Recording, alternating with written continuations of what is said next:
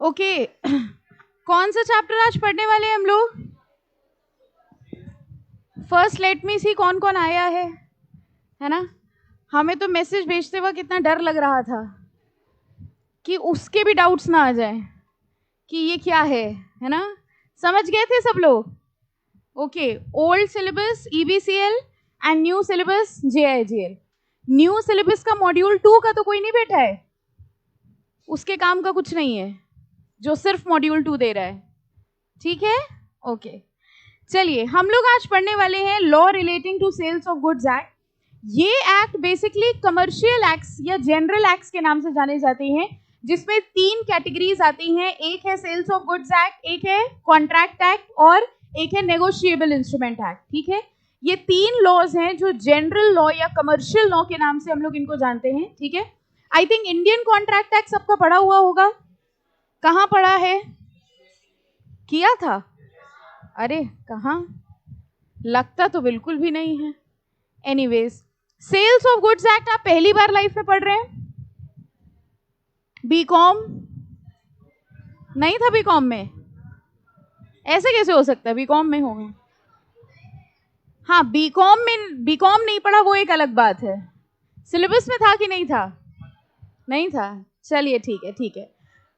Anyways, I am बस बस बस बस आई एम कंसिडरिंग कि किसी को कुछ नहीं आता और हम लोग पहली बार पढ़ रहे हैं। ठीक है, आप कह रहे हैं आप हर चैप्टर में यही समझा करिए, हमने पढ़ा हो ना पढ़ा हो, आप यही मान के पढ़ाइए कुछ नहीं आता, है ना? सेल्स ऑफ गुड्स एक्ट क्या समझ में आ रहा है? इसमें हम लोग क्या पढ़ने वाले हैं? गुड्स की सेलिंग की बात करने वाले। बेसिकली जब भी कमर्शियल कॉन्ट्रैक्ट्स में हम कोई चीज सेल कर रहे हैं तो उसका सबसे पहले एक कॉन्ट्रैक्ट होता है। ठीक है, अगर हम आपको गुड्स सेल करने जा रहे हैं तो उसके लिए भी हमें आपके साथ एक कॉन्ट्रैक्ट में एंटर करना पड़ेगा। यानी जब हम गुड्स सेल करते हैं तो एक तो उसके ऊपर लगता है कॉन्ट्रैक्ट एक्ट। ठीक है, और इंडियन कॉन्ट्रैक्ट एक्ट के अलावा दूसरा जो लॉ लगता है वो कौन सा होता है? Sales of goods act. देखिए, हर चीज में एक होता है जनरल लॉ, मतलब एक जनरल लॉ होता है और एक स्पेसिफिक लॉ होता है। अगर हम आपसे कहें कि हमने आपको गुड्स सेल किए हैं, ठीक है, तो गुड्स सेल करने का जो स्पेसिफिक लॉ है वो कौन सा लॉ है? Sales of goods act. लेकिन क्योंकि ये एक कॉन्ट्रैक्ट भी है, इसलिए इसके ऊपर और कौन सा लॉ लगेगा? Indian contract act. Now primarily सबसे इंपॉर्टेंटली कौन सा लॉ लगेगा? Sales of goods act. लेकिन उन सब जगहों पर जहां sales of goods act silent है वहां पर कौन सा एक्ट लगेगा? Contract act. ठीक है, दूसरी बात, यहां पर हम लोग किस चीज की सेल की बात करने वाले हैं? गुड्स। तो सबसे पहला सवाल तो यही उठता है, गुड्स क्या होते हैं? क्या होते हैं बताओ? अच्छा, हमारा इंतजार कर रहे थे, आप ही बोलिए। सिंपल शब्दों में अगर एक लाइन में बोले तो मूवेबल प्रॉपर्टीज। ठीक है, जो भी मूवेबल प्रॉपर्टीज होती है उनको हम लोग क्या मानते हैं? गुड्स। तो ऑब्वियसली सबसे पहले इस चैप्टर में हम लोग डेफिनेशंस पढ़ेंगे, ठीक है, और फिर उसके बाद प्रोविजंस पढ़ेंगे कि जब कमर्शियल ट्रांजैक्शन में हम लोग किसी को गुड्स सेल करते हैं तो उसके ऊपर कौन से रूल्स एंड रेगुलेशंस एप्लीकेबल होते हैं। ठीक है, चलिए सबसे पहले तो इंट्रोडक्शन है सेल्स ऑफ गुड। इन सारे लॉज को देखिए मर्केंटाइल लॉ कहा जाता है। Sales of goods act is one of the very old mercantile law. Mercantile law का मतलब क्या हुआ? मर्केंट समझते हो? पर बाइंग एंड सेलिंग ट्रांजैक्शंस। ठीक है, sales of goods act is one of the special types of contract. Initially this was a part of Indian contract act. हमने पहले भी आपको बताया था कि ये इनिशियली इंडियन कॉन्ट्रैक्ट एक्ट का ही पार्ट था, फिर इसको सेपरेट कर दिया गया। अब जब गुड्स की सेलिंग होती है तो स्पेशली कौन सा एक्ट लगता है? Sales of goods act. लेकिन अगर सेल्स ऑफ गुड्स एक्ट के किसी पॉइंट पे साइलेंट है कोई प्रोविजन तो हम लोग किस में चले जाते हैं? इंडियन कॉन्ट्रैक्ट एक्ट पे। अब इसमें सीधे आइए जरा डेफिनेशंस में, यहां से चैप्टर स्टार्ट हो रहा है। इसमें ओल्ड एंड न्यू का कोई लेना देना नहीं है, सब में sales of goods act same ही है। ठीक है, एज सच इन एक्ट्स में कोई अमेंडमेंट भी नहीं होती। मर्केंटाइल लॉ में एज सच कोई अमेंडमेंट नहीं होती। जैसे इंडियन कॉन्ट्रैक्ट एक्ट की अगर आप बात करें तो जरा उसका ईयर बताइए, 1872 की 1972 कि 2072? अच्छा 2072। एक बार सोच के देखो आप कहाँ होंगे। आप कह रहे हैं हम तो जहाँ होंगे, आप कहाँ होंगी? हम तो चलो होंगे फिर भी, है ना? 1872 का मतलब समझे? 1872 कब का चला आ रहा है। तो जनरली इन लॉज में ये मर्केंटाइल ट्रांजैक्शन है, कमर्शियल ट्रांजैक्शन है, इसलिए इसमें ज्यादा चेंजेस नहीं होते। चलिए डेफिनेशंस पढ़ेंगे। सबसे पहली डेफिनेशन, थोड़ी टफ डेफिनेशंस आने वाली हैं। जैसे सबसे पहली डेफिनेशन टफ सी किसकी आ गई? बहुत टफ चैप्टर है। ठीक है, बायर का मतलब देखो कौन होता है, आज आपको पता चलेगा रियलिटी में। कि बायर कौन होता है? Means a person who buys the goods. Important word जो है लॉ के नजरिए से, अग्रीज टू बाय। देखिए, एक चीज होती है सेल करना और एक चीज होती है अग्रीमेंट करना, ठीक है? जैसे हमने आपको पहले भी बताया है, मान लीजिए हम आपसे ये कहते हैं कि हम आपसे कोई गुड्स खरीदेंगे लेकिन आज से 6 महीने बाद, ठीक है? यानी कि सेल जो होगी वो 6 महीने बाद होगी, लेकिन आज हम आपके साथ उसका क्या कर रहे हैं? अग्रीमेंट। तो दो चीजें होती हैं, एक होता है अग्रीमेंट टू सेल और एक होता है सेल। आज जब अग्रीमेंट टू सेल हो रहा है तो हमारे और आपके बीच में सिर्फ एक कॉन्ट्रैक्ट हुआ है, ठीक है? सेल कब होगी एक्चुअल? 6 मंथ्स बाद। तो आज एक अग्रीमेंट हुआ है, अग्रीमेंट में ये लिखा था कि आज से 6 महीने बाद इस प्राइस पे हमारे और आपके बीच में सेल होगी। आज बन गया अग्रीमेंट टू सेल और 6 महीने बाद क्या होगी? सेल। अब डेफिनेशन के हिसाब से समझो बायर कौन हुआ? जो बाय कर रहा है वो तो हुआ ही। अगर अग्रीमेंट टू सेल हुआ है तो जो अग्री कर रहा है बाय करने के लिए उसको भी हम लोग बायर मान लेंगे। अब बात समझ में आई? लॉ के नजरिए से अगर आज आप अग्रीमेंट टू सेल कर रहे हैं, ठीक है, तो उस केस में जैसे प्रॉपर्टीज वगैरह, वैसे तो प्रॉपर्टी का रूल यहाँ पर एप्लीकेबल नहीं होगा। क्या हम प्रॉपर्टी की खरीद बेच की बात इस एक्ट में कर सकते हैं? क्यों? क्योंकि वो इमूवेबल प्रॉपर्टी, हम लोग यहाँ गुड्स की बात करेंगे। लेकिन अगर सिर्फ समझाने के लिए अग्रीमेंट की बात करें तो हम आपको बता सकते हैं, जैसे प्रॉपर्टी के केस में होता है कि हम 6 महीने बाद ये बिल्डिंग खरीदेंगे, लेकिन आज हम आपके साथ एक कॉन्ट्रैक्ट कर रहे हैं कि 6 महीने बाद बिल्डिंग खरीदेंगे और उसके बदले में कुछ एडवांस हम आज दे दे रहे हैं, ठीक है? तो आज मेरे और आपके बीच में जो हुआ वो क्या है? अग्रीमेंट। और जो 6 महीने बाद होगा वो क्या होगा? सेल। तो सेल्स ऑफ गुड्स एक्ट के हिसाब से चाहे आप गुड्स बाय कर रहे हो या उसका अग्रीमेंट कर रहे हो, दोनों को ही क्या माना जाएगा? Buyer. Second is delivery. Delivery का मतलब क्या हुआ? Voluntary transfer of possession. जब हम लोग, देखो सेल में दो चीजें आती हैं, एक आता है ओनरशिप एंड एक आता है पोजेशन। अगर हम आपसे कहें सेल के लिए क्या ट्रांसफर करना ज्यादा जरूरी है, ओनरशिप की पोजेशन? अच्छा, सोच के आंसर दो। हमने आपसे पूछा सेल के केस में ज्यादा इंपॉर्टेंट क्या चीज होती है पास करना, तो पोजेशन कहां से आ गया था आंसर? झुंड में। सेल के लिए क्या चीज जरूरी है? ओनरशिप ट्रांसफर ज्यादा करना जरूरी है। वो बात अलग है, ownership is also coupled with possession, मतलब ओनरशिप के साथ साथ हम पोजेशन भी दे देते। लेकिन कई बार क्या होता है, आपने किसी दुकान से सामान खरीदा और आपने उससे कहा कि अभी ये सामान अपने पास रखे रहो, हम थोड़ी देर बाद आके ले लेंगे। तो बताइए क्या ट्रांसफर हुआ है और क्या नहीं हुआ है? ओनरशिप तो ट्रांसफर हो गई है जैसे ही आपने सेल कर ली, लेकिन अभी पोजेशन ट्रांसफर नहीं हुई है। सिमिलरली आपने किसी से गुड्स खरीदे और वो गुड्स आपने उसी के गोडाउन में रखवा दिए, अगेन क्या ट्रांसफर हो गया है? ओनरशिप तो ट्रांसफर हो गई है लेकिन पोजेशन ट्रांसफर नहीं हुई है। डिलीवरी किस चीज को बोलेंगे? ओनरशिप ट्रांसफर होना कि पोजेशन ट्रांसफर होना? पोजेशन। कह रहे हैं delivery means voluntary transfer of possession from one person to another. Third is deliverable state. Deliverable state का मतलब होता है किसी भी चीज को डिलीवरी के लिए तैयार करना। फॉर एग्जाम्पल मेरे पास 1 kg राइस था, ठीक है, आप आए और आपने कहा इसमें से ½ kg राइस हमको दे दो। तो हम ½ kg राइस के लिए क्या करेंगे? हम उस 1 kg में से ½ kg को पैक करेंगे, ठीक है, उसको वेट करेंगे और फिर हम आपको दे देंगे, ठीक है? ये जो हमने पैक किया, उसका वजन नापा, उसका प्राइस डिसाइड किया, ये सब हमने क्या किया? उसको डिलीवरेबल स्टेट में लेकर आए। डिलीवरेबल स्टेट मतलब रेडी फॉर डिलीवरी। तो डिलीवरेबल स्टेट का मतलब होता है when they are in such a state that the buyer would under the contract be bound to take delivery of them, ठीक है? इसका मतलब क्या हुआ? अगर बायर उसकी डिलीवरी लेने को तैयार हो गया, आपने उसको इस स्टेटस पे रखा कि बायर उसकी डिलीवरी लेने को तैयार हो गया, तो उसको हम क्या मानेंगे? Deliverable state. वैसे ये सारे वर्ड्स ना अभी आगे चैप्टर में आएंगे, ओके? डॉक्यूमेंट ऑफ टाइटल, बताइए क्या मतलब हुआ? डॉक्यूमेंट ऑफ टाइटल सिंपल समझो, ओनरशिप डॉक्यूमेंट। अगर हम आपसे कहें कि आप इस प्रॉपर्टी के ओनर हैं, तो आपके पास इस बात का क्या प्रूफ है? आपकी एक प्रॉपर्टी है, आप उसके ओनर हैं, आपके पास क्या प्रूफ है? उसके प्रॉपर्टी के पेपर्स। वो प्रॉपर्टी के पेपर्स क्या हैं? Document of title. कोई भी ऐसा डॉक्यूमेंट जो ओनरशिप शो कर रहा होता है उसको हम लोग क्या कहते हैं? डॉक्यूमेंट ऑफ टाइटल, ठीक है? अब देखो सिंपल सिंपल से हैं ये सब, अभी जैसे जैसे आगे आएंगे वैसे हम लोग पढ़ेंगे। फॉल्ट आई थिंक पढ़ लेंगे, ठीक है? फ्यूचर गुड्स कौन से हुए? देखिए, it means goods to be manufactured. Future goods मतलब दो तरीके के गुड्स अगर हम आपसे डिस्कस करें, बहुत सिंपल से चैप्टर है, existing goods and future goods. जो गुड्स आज एग्जिस्ट कर रहे हैं वो कौन से हुए? Existing goods. और वो गुड्स जो फ्यूचर में होंगे, हमने आपसे कहा कि हम 3 मंथ्स बाद 1 kg मैंगो उगाएंगे, ग्रो करेंगे और आपको सेल करेंगे। तो वो मैंगो आज एग्जिस्टिंग है कि फ्यूचर है? Future goods. तो जो गुड्स आज एग्जिस्ट कर रहे हैं वो एग्जिस्टिंग गुड्स होते हैं, और जो फ्यूचर में आने हैं वो कौन से होते हैं? Future goods. ठीक है, गुड्स की डेफिनेशन अभी डिटेल में पढ़ेंगे, वहां देखेंगे। इंसॉल्वेंट कौन होता है? पता है? आई थिंक इंसॉल्वेंट कर लेंगे। कौन होता है इंसॉल्वेंट? जिसके पास बहुत पैसा हो? नहीं, बहुत पैसा ना हो, सिंपल सी भाषा में बात करें, जिसके एसेट्स कम है, लायबिलिटीज ज्यादा है। ठीक है, that person is known as insolvent या फिर बैंकरप्ट। एजेंट कौन होता है? Mercantile agent, broker. ठीक है, जो बायर और सेलर के बीच का ट्रांजैक्शन करवाता है वो कौन होता है? एजेंट।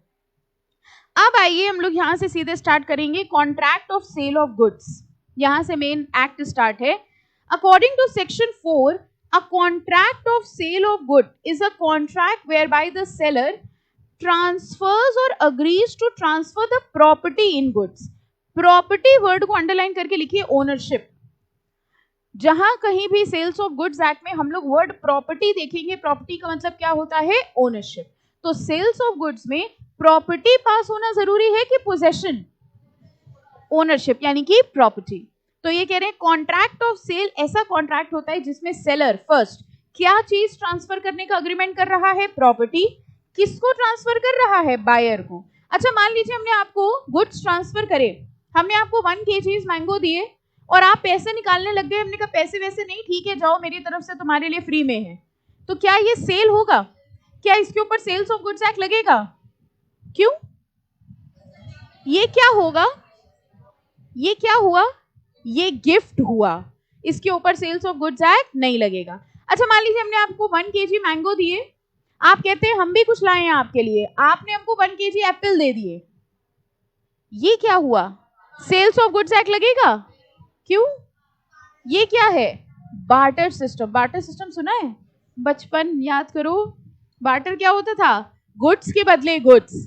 तो ये कह रहे हैं कि सेल्स ऑफ गुड्स एक्ट में मनी कंसिडरेशन होना जरूरी है। फॉर अ मनी कंसिडरेशन, उस मनी कंसिडरेशन को क्या कहा जाता है? Price. It shows that expression contract of sale includes both a sale where seller transfers the ownership of the goods to the buyer and an agreement to sell where ownership of the goods is to be transferred at a future date. तो कह रहे हैं sales of goods act में हम लोग दोनों चीजें cover करेंगे, सेल भी और अग्रीमेंट टू सेल भी। सेल का मतलब आज ही ओनरशिप ट्रांसफर हो रही है, अग्रीमेंट टू सेल का मतलब ओनरशिप ट्रांसफर होगी at a future date. Any confusion? ठीक है, चलो एसेंशियल एलिमेंट्स देखते हैं जरा कॉन्ट्रैक्ट के। सबसे पहले कह रहे हैं बायलेटरल कॉन्ट्रैक्ट। गेस करके बताओ बायलेटरल का मतलब क्या हुआ? कम से कम कितने लोग चाहिए? 2। कह रहे हैं कॉन्ट्रैक्ट के केस में कम से कम 2 पार्टीज चाहिए। It is a bilateral contract because the property in goods has to pass from one party to another. ये देखो क्या लिखा है, कह रहे हैं person can not buy the goods himself. हो सकता है ऐसा? हमने खुद ही खरीद लिए, खुद ही बेच दिए? नो। सेकेंड क्या कह रहे हैं? Second essential condition transfer of property. और प्रॉपर्टी का मतलब क्या होता है? ओनरशिप। जब हम प्रॉपर्टी की बात करते हैं, प्रॉपर्टी मींस ओनरशिप, और सेल के केस में क्या ट्रांसफर होना जरूरी है? Property. The object of contract of sale must therefore be transfer of property meaning ownership. Third, क्या चीज ट्रांसफर हो रही होनी चाहिए? गुड्स। गुड्स अगर ट्रांसफर हो रही है तो ही सेल्स ऑफ गुड्स एक्ट लगेगा। बदले में क्या मिल रहा होगा? प्राइस। प्राइस का मतलब क्या होता है? Money consideration. The goods must be sold for some price where the goods are exchanged for goods. देखो लिखा है, अगर गुड्स के बदले में गुड्स मिल रहे हैं तो सेल्स ऑफ गुड्स एक्ट नहीं लगेगा, वो क्या हो जाएगा? बार्टर। एंड फिफ्थ, ये बताओ क्यों लिखा है? कह रहे हैं all the essential elements of a valid contract must be present. नहीं, ये लिखा क्या है? कह रहे हैं सेल ऑफ गुड के कॉन्ट्रैक्ट के लिए एसेंशियल एलिमेंट्स ऑफ कॉन्ट्रैक्ट होने चाहिए, क्योंकि sale of good is also basically a contract. कह रहे हैं अगर हम आपको गुड सेल करने का कॉन्ट्रैक्ट कर रहे हैं तो ये भी तो एक कॉन्ट्रैक्ट है, और अगर ये कॉन्ट्रैक्ट है तो इसके ऊपर इंडियन कॉन्ट्रैक्ट एक्ट के एसेंशियल एलिमेंट्स लगने चाहिए। ठीक है, अगर ये सारे एसेंशियल एलिमेंट्स हैं तो उस ट्रांजैक्शन को हम लोग क्या कहेंगे? सेल। और उसके ऊपर कौन सा एक्ट लग जाएगा? Sales of goods act. Any doubt? पक्का? बताते जाना जहां डाउट हो। अगला टॉपिक देखिए, distinction between sale and agreement to sale. बता सकते हैं कोई एक डिफरेंस बताओ, सेल और अग्रीमेंट टू सेल।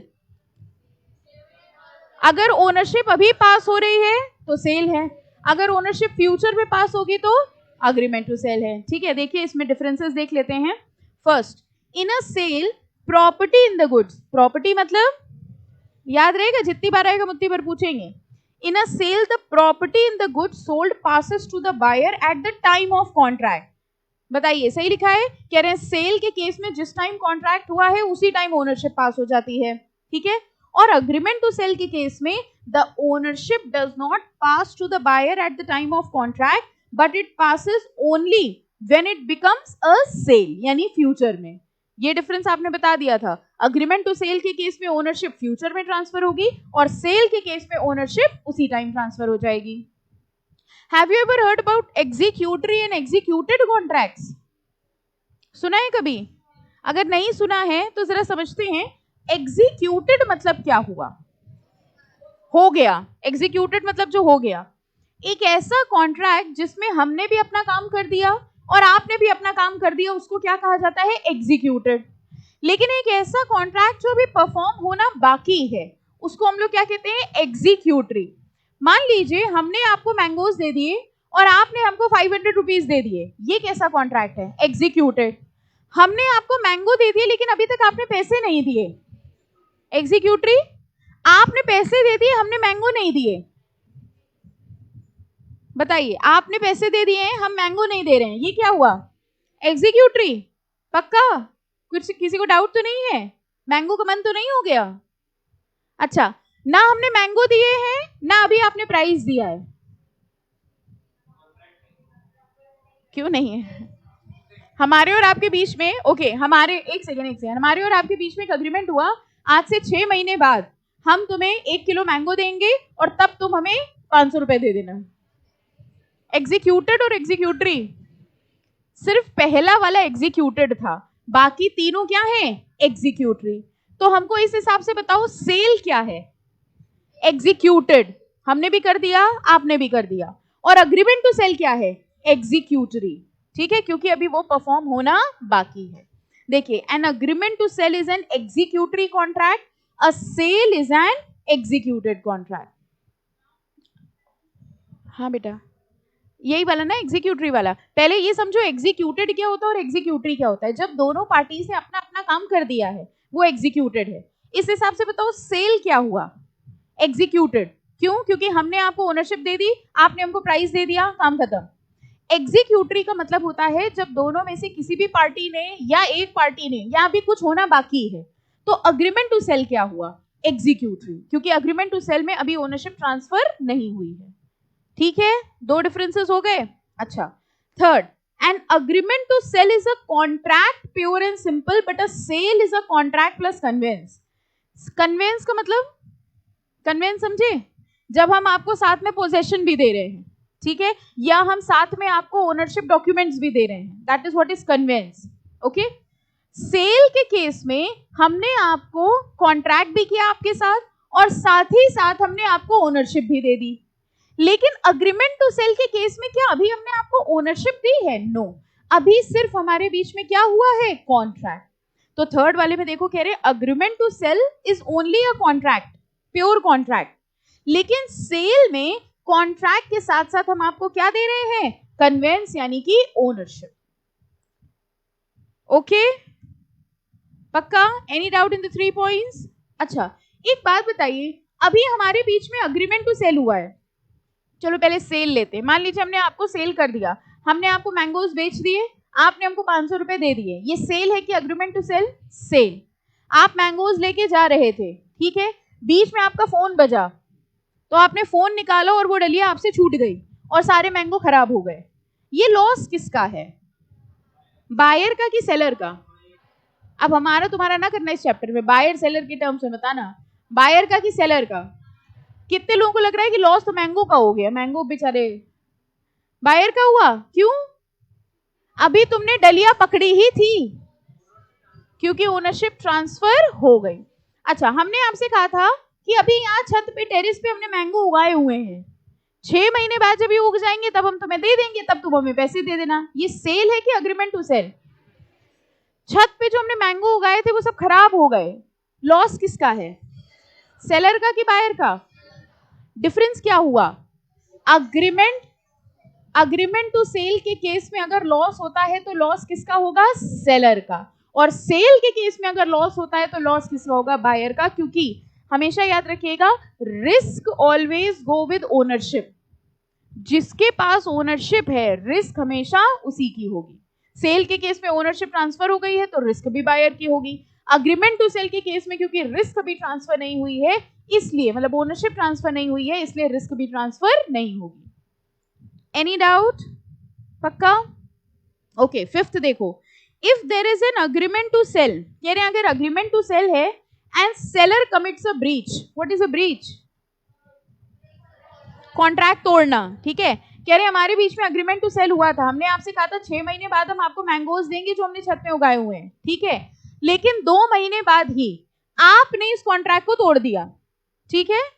सेलर ने तोड़ा है, सॉरी, हमने ये कॉन्ट्रैक्ट तोड़ दिया, ठीक है। फर्स्ट सिचुएशन लेके चल रहे हैं, हमने आपसे कहा था कि 6 महीने बाद हम आपको मैंगोज देंगे और तब तुम हमें प्राइस दे देना, लेकिन 2 महीने बाद ही हमने आपको फोन किया और हमने कहा अब हम तुमको मैंगोज नहीं बेच पाएंगे, ठीक है। बताइए, आप मेरे ऊपर केस कर सकते हैं कि नहीं कर सकते? पहली बात, कर सकते हैं। मैंगो लेने का केस करोगे या डैमेजेस का केस करोगे? मैंगो लेने का क्यों नहीं कर सकते? क्योंकि अभी तक ओनरशिप ट्रांसफर नहीं हुई है। लेकिन अगर मान लीजिए सेल हो गई होती और हमने बस पोजेशन नहीं दी होती और हम आपको पोजेशन देने से मना कर देते तो आप केस करते, डैमेजेस भी लेते और मैंगो भी मांगते। समझ में आया क्या हुआ? हमने सेल कर दी, हमने आपसे कहा सेल हो गई है, ओनरशिप हमने आपको दे दी है, पैसा हमें दे दो, कल मैंगो का टोकरा तुम्हारे घर पहुंच जाएगा। उसके बाद हमने रात में आपको फोन किया कि हम आपको मैंगो नहीं दे पाएंगे।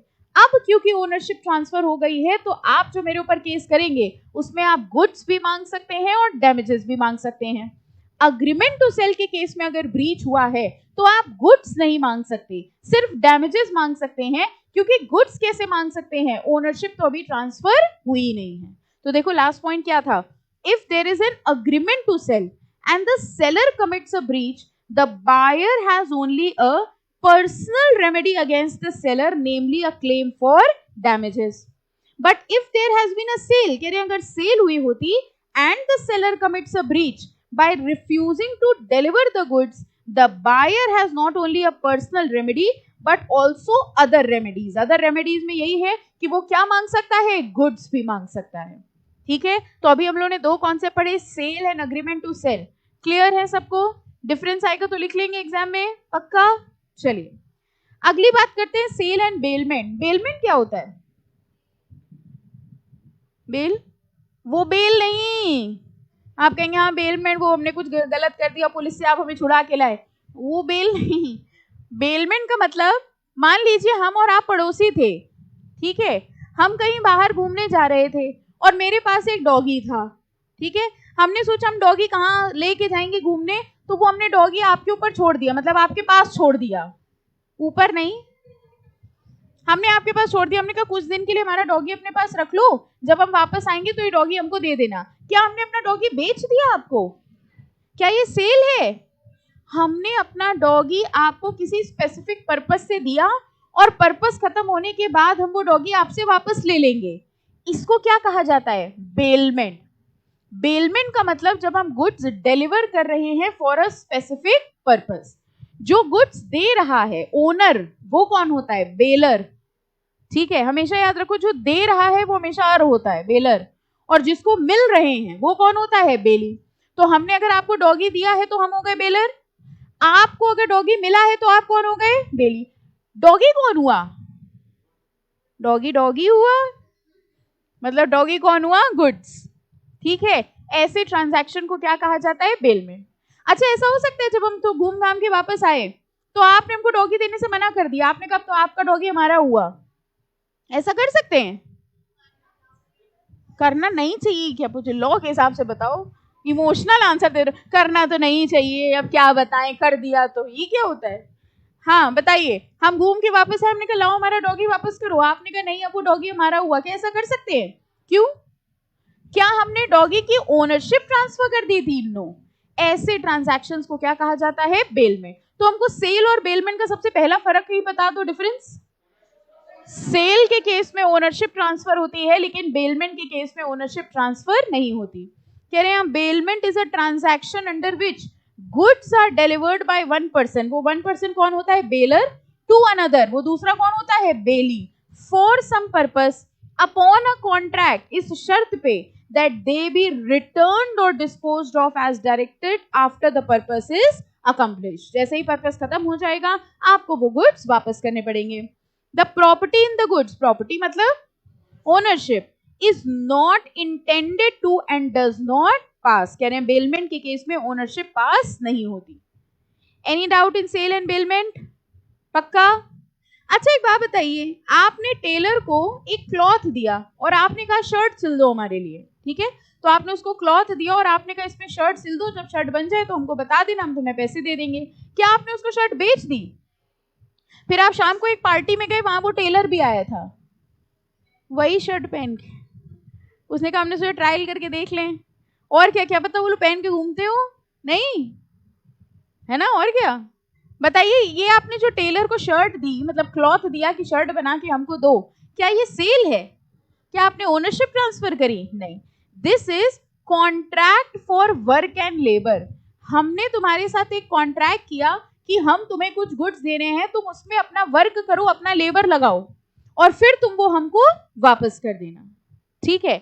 बेलमेंट में अब ध्यान से समझना जो हम आपको कहने जा रहे हैं, बेलमेंट दो तरीके के होते हैं, एक होता है ग्रेशियस बेलमेंट और एक होता है नॉन ग्रेशियस बेलमेंट।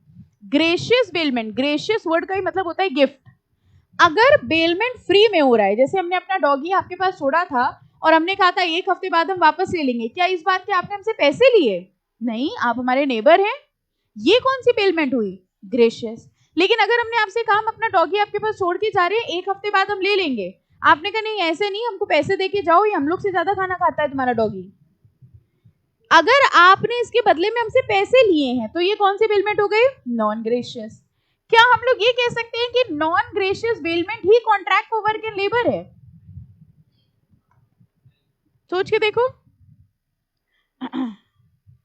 फर्क क्या है। बस फर्क ये है कि जब हमने अपना डॉगी आपको दिया तो आपको उस पर कोई काम नहीं करना है, लेकिन जब हमने अपना क्लॉथ आपको दिया है तो आपको उसमें अपना वर्क एंड लेबर लगाना है और फिर आप अपने चार्जेस ले सकते हैं, ठीक है?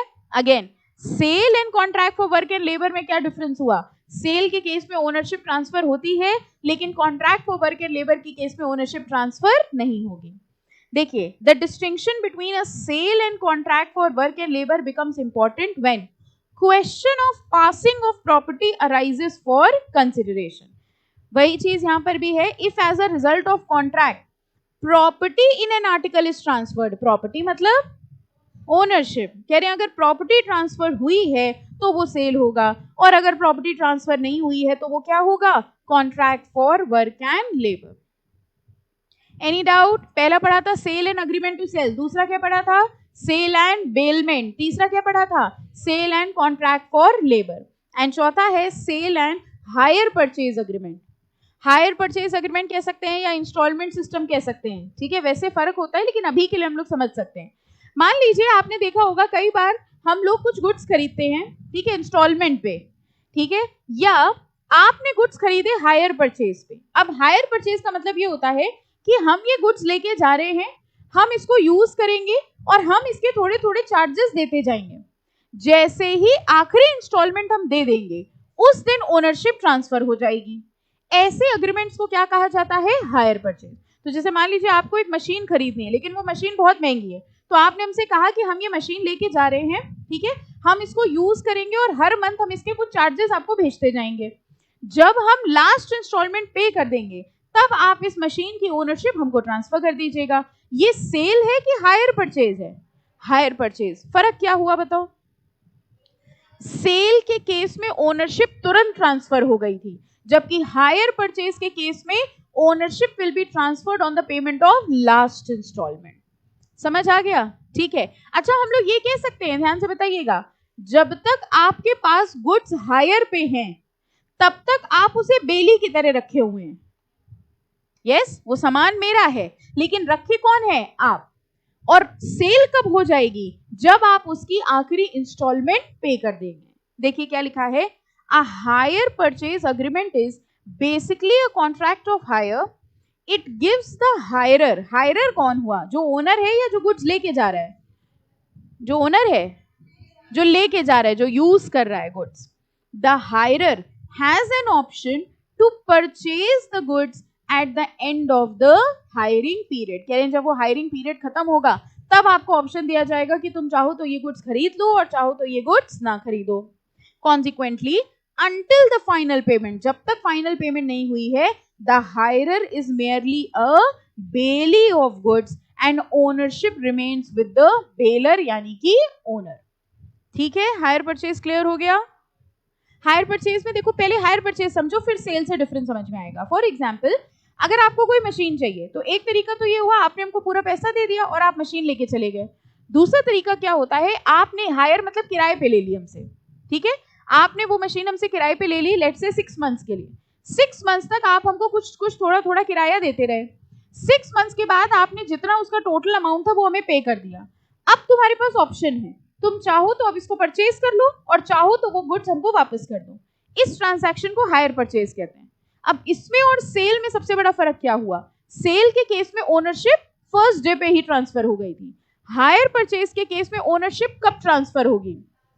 जब आप लास्ट इंस्टॉलमेंट पे करोगे और आप ये डिसाइड करोगे कि हमको गुड्स परचेज करने हैं। ठीक है, तो सेल में हमने ओनरशिप इमीडिएटली ट्रांसफर कर दी, हायर परचेज में ओनरशिप लास्ट पे ट्रांसफर होगी। This is the difference between sale and hire purchase. अब क्लियर हो गया? ठीक है, फाइन। चलो, कौन कौन से हम लोगों ने पढ़ लिए? सबसे पहला कौन सा पढ़ा था? Sale and agreement to sale. Second क्या था? Sale and bailment. थर्ड क्या था? Work for contract and labour. Next कौन सा था? Sale and hire purchase. चलिए आगे। ओके, अब आइए subject matter of contract of sale. अच्छा, एक चीज और बता दीजिए हायर में, फिर आगे बढ़ते हैं। जैसे हमने आपको कुछ हायर परचेज पे दिए और 6 महीने तक आप उस मशीनरी को यूज कर रहे हो किराए पे, ठीक है, उस 6 महीने में अगर वो मशीनरी खराब होती है तो रिस्क किसका होगा? सेलर का कि बायर का? मतलब ओनर का कि हायरर का? ओनर का। क्यों? क्योंकि ओनरशिप ट्रांसफर नहीं हुई है। देखो, जब हम लोग सेल्स ऑफ गुड्स एक्ट पढ़ेंगे तो आपको सीधे सीधे रूल्स के हिसाब से चलना है, ठीक है, इमोशनल फीलिंग्स को नहीं लाना है। अब एक सेकेंड आपके मन में आता है, अरे यूज तो वही कर रहा है, डैमेज भी वही कर रहा होगा, तो किराया वो क्यों दे? कोई मतलब नहीं है। सीधा सीधा रूल क्या है? ओनरशिप और रिस्क साथ साथ जाती है। अगर ओनरशिप जिसकी है, लॉस उसका होगा चाहे कुछ भी हो, ठीक है, और अगर ओनरशिप ट्रांसफर हो गई है वैसे ही लॉस ट्रांसफर हो जाएगा। क्लियर? ओके, चलिए अब बात करते हैं क्या चीज सेल कर रहे हैं हम लोग? गुड्स। देखिए, गुड्स की डेफिनेशन पढ़ेंगे। The subject matter of contract of sale is essentially goods according to section 2 subsection 7 of sales of goods act. Very important, mark करो, ये गुड्स की डेफिनेशन है। सबसे पहली चीज कह रहे हैं, goods means every kind of movable property. ठीक है, मूवेबल प्रॉपर्टी, कोई भी जो मूवेबल प्रॉपर्टी होती है उन सबको हम लोग क्या मानते हैं? गुड्स। एक डाउट आया है, व्हीकल लोन। हाँ, जैसे व्हीकल्स आप लोग लेते हैं वो हायर परचेज पे होता है कि इंस्टॉलमेंट सिस्टम पे होता है? या एसी जो आप लेते हो वो हायर परचेज पे होता है कि इंस्टॉलमेंट सिस्टम पे होता है? इंस्टॉलमेंट। अब आपने पूछ लिया तो हम बता दे रहे हैं, there is a difference between hire purchase and instalment. Hire purchase में आप गुड्स किराए पे ले रहे हो, लास्ट में हो सकता है परचेज करो, हो सकता है ना करो। इंस्टॉलमेंट जो आप एसी या ये सब चीजें लेते हो, इसमें एक्चुअली बीच में एक फाइनेंसिंग कंपनी होती है, ठीक है, वो इमीडिएट परचेज हो जाता है, कंपनी को अपना पूरा पैसा मिल जाता है जिस बैंक से आपने फाइनेंस करवाया है। आपको पता है ऐसा होता है, ठीक है, जिस बैंक से आपने ट्रांजैक्शन कराया या आपने कार मान लीजिए फाइनेंस कराई है, आपने कार ली है, उसका फाइनेंसिंग कराया है, तो कार वाली कंपनी को तो अपना पूरा पैसा उसी दिन मिल गया, उन्होंने कार थोड़ी किराए पे दी है, उनको पूरा पैसा मिल गया, ठीक है। किसने दे दिया? बैंक ने, फाइनेंसिंग कंपनी ने। अब आप इंस्टॉलमेंट जो देते हो वो फाइनेंसिंग कंपनी को देते हो कि कार की कंपनी को देते हो? फाइनेंसिंग कंपनी को। और प्रॉपर्टी के जो पेपर्स होते हैं, कार के जो पेपर होते हैं, वो फाइनेंसिंग कंपनी के पास होते हैं, यानी वहां सेल हो चुकी है, बस पेमेंट आप इंस्टॉलमेंट में कर रहे हो, ठीक है। और जैसे ही आपकी आखिरी इंस्टॉलमेंट पे हो जाती है तो वो कार के पेपर्स वो आपको दे दिए जाते हैं। अब बताइए, अगर आपने कार जो है वो इंस्टॉलमेंट पे ली है और उस कार का कोई लॉस होता है, तो रिस्क कार की कंपनी का है कि आपका है? बायर का। क्यों? क्योंकि यहां ओनरशिप ट्रांसफर हो गई है। This is the actual difference between instalment system and hire purchase. तो आप ये जो इलेक्ट्रॉनिक आइटम्स या व्हीकल्स वगैरह खरीदते हो, आप इंस्टॉलमेंट पे खरीदते हो, हायर परचेज पे नहीं लेते। ठीक है, फाइन। हाँ, हम लोग बात कर रहे थे गुड्स की। Goods means every kind of movable property. पहली बात तो हम लोग को क्लियर है कि जो भी मूवेबल प्रॉपर्टी होती है, ठीक है, वो सब क्या होते हैं? Goods. Other than, very important, actionable claim and money. पहले तो हमको ये बताओ, एक्शनेबल क्लेम एंड मनी ये गुड्स होते हैं कि नहीं होते हैं? नहीं होते हैं, क्योंकि इंपॉर्टेंट वर्ड क्या लिखा है? Other than. यानी अब हम लोग धीरे धीरे करके समझते हैं, गुड्स का सबसे पहला मतलब होता है मूवेबल प्रॉपर्टी, जिसमें एक्शनेबल क्लेम और मनी इंक्लूड नहीं होता। ठीक है, एक्शनेबल क्लेम क्या होता है अभी हम समझाएंगे, पहले जरा मनी की बात करते हैं। ठीक है, मनी दो तरीके के होते हैं, एक होता है करंट मनी और एक होता है ओल्ड मनी। ओल्ड मनी समझते हो? जो पुराने नोट्स होते हैं या जो पुराने टाइम के सिक्के चलते हैं, क्या उनको खरीदा बेचा जा सकता है? पहले तो ये बताओ, जो आपके पास मनी है, आपके पास 10 रुपए का नोट है, इसको खरीद बेच सकते हो? इससे खरीद बेच सकते हो, इसको खरीद बेच नहीं सकते। समझ में आया? जो करेंसी कंट्री में चल रही है, करंट मनी, उसको खरीदा बेचा नहीं जा सकता, इसलिए वो मनी नहीं है। लेकिन ओल्ड मनी, आपको पता होगा, ये जो पुराने नोट्स कॉइन्स होते हैं, इनको एंटीक्स की तरह बेचा जाता है। ठीक है, पुराने देखिए जो ब्रिटिशर्स के टाइम के कॉइन्स वगैरह होते हैं, ये सब म्यूजियम में रखे जाते हैं, एंटीक्स की तरह हम इनको खरीद बेच सकते हैं। तो जो ओल्ड मनी होता है वो गुड्स होता है, लेकिन जो करंट मनी होता है वो गुड्स नहीं होता है। ठीक है, तो ये कह रहे हैं goods means every kind of movable property other than actionable claims and money, यानी मनी इंक्लूड नहीं होगा। आई होप ये समझ में आ गया। अब एक्शनेबल क्लेम समझो क्या होता है। दो वर्ड से बना है एक्शनेबल क्लेम। मेरा आपके ऊपर एक क्लेम है जिसको लेने के लिए हम एक्शन ले सकते हैं। फॉर एग्जाम्पल, हमने आपको 1 लाख रुपए दिए, ठीक है, ये मेरा आपके ऊपर एक क्लेम है, यानी हम आपसे पैसा ले सकते हैं। अगर आपने हमको ये पैसा नहीं दिया तो हम आपके खिलाफ एक्शन लेंगे। बताओ क्या एक्शन लेंगे? क्या एक्शन लेंगे? हमने आपको 1 लाख रुपए दिया, आप मेरे पैसे वापस नहीं कर रहे हो, हम क्या एक्शन लेंगे? कोर्ट जाएंगे। ठीक है, this is the action which I will take. ऐसा क्लेम जिसके लिए एक्शन लिया जा सकता है, वो कौन से क्लेम्स होती हैं? Actionable claim. क्या ये एक्शनेबल क्लेम गुड्स की तरह सेल कर सकते हैं? मतलब अगर हमने आपको 1 लाख रुपए दिए हैं, आप हमें 1 लाख रुपए नहीं दे रहे हैं, तो I can go to the court. क्या हम ये कह सकते हैं कि हमने तुमको 1 लाख रुपए दिए हैं, तुम वापस नहीं कर रहे हो, अब मिस्टर एक्स तुम्हारे खिलाफ केस करेंगे। Who is mister x? ठीक है, एक्शनेबल क्लेम गुड्स की तरह ट्रांसफर नहीं हो सकते। तो दो चीजें होती है जिनको हम लोग गुड्स नहीं मानते हैं। ठीक है, पहला क्या होता है? एक्शनेबल क्लेम, और दूसरा क्या होता है? मनी।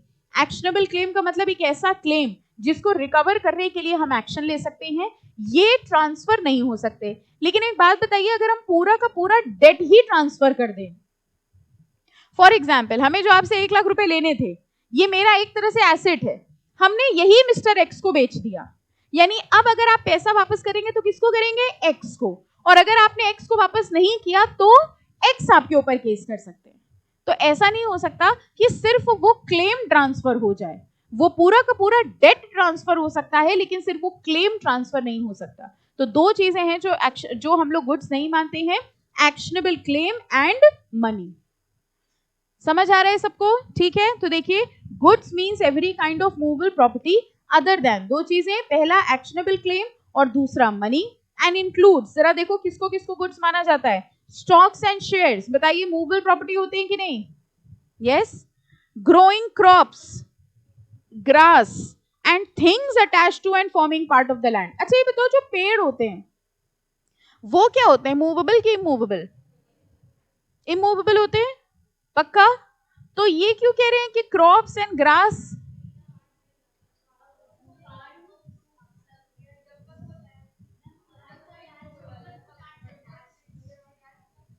नहीं, तो इसमें तो साफ साफ लिखा है ना, ग्रोइंग क्रॉप्स एंड ग्रास। ये लिखा है जब उनको काटा जाएगा, ये जो लिखा है जो उनको काटा जाएगा, ये इस तीसरी वाली चीज के लिए, things attached to and forming part of the land. Growing crops, grass, ये क्या हुए? ग्रोइंग क्रॉप का मतलब क्या हुआ? जो अनाज उग रहा है, ठीक है, ग्रास, ये सब क्या हुए? मूवेबल हुए कि इमूवेबल?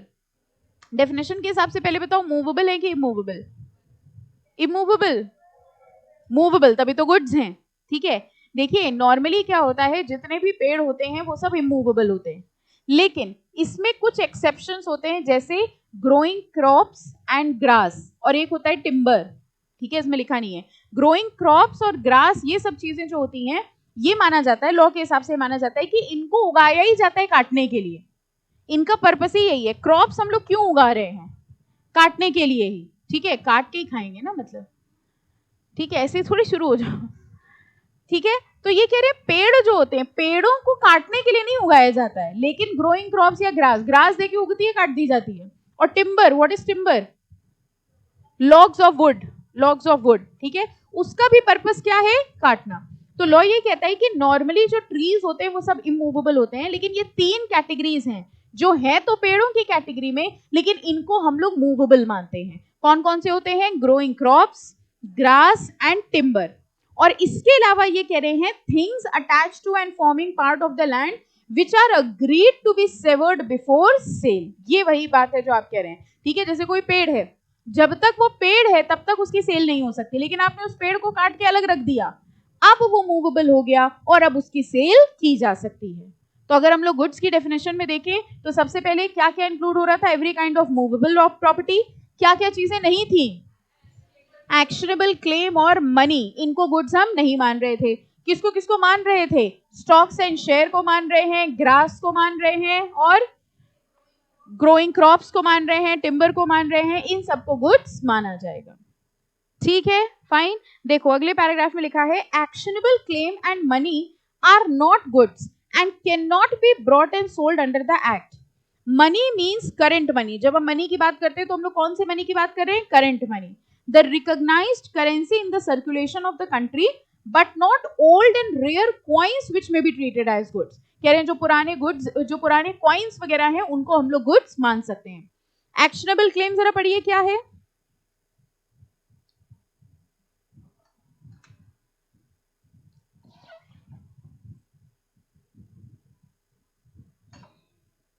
ठीक है, आज मेरे पास नहीं है क्योंकि वो पैसा आज आपके पास है, लेकिन जब हम आपसे वो रिकवर कर लेंगे तब वो मेरे पास आ जाएगा और हम उसको यूज कर सकते हैं। नेक्स्ट पैराग्राफ में देखो एक लाइन लिखी है, a debt due from a man from another is a actionable claim. Debt due from a man, समझ में आया? मतलब क्या हुआ? हमने आपको जो पैसा दे रखा है, ठीक है, वो क्या है? वो एक एक्शनेबल क्लेम है and can not be sold as goods. Any doubt in the definition of goods? अब जरा आइए नीचे मार्क करिए, गुड्स में भी देखिए गुड्स कितने तरीके के हो सकते हैं? Existing goods, future goods and contingent goods. अब हम आपको 3 एग्जांपल्स देंगे, आप बताइएगा वो कौन से गुड्स हैं, ठीक है। मेरे पास मैंगोज रखे हुए हैं, यहाँ पोडियम के नीचे बहुत सारे मैंगोज रखे हुए हैं।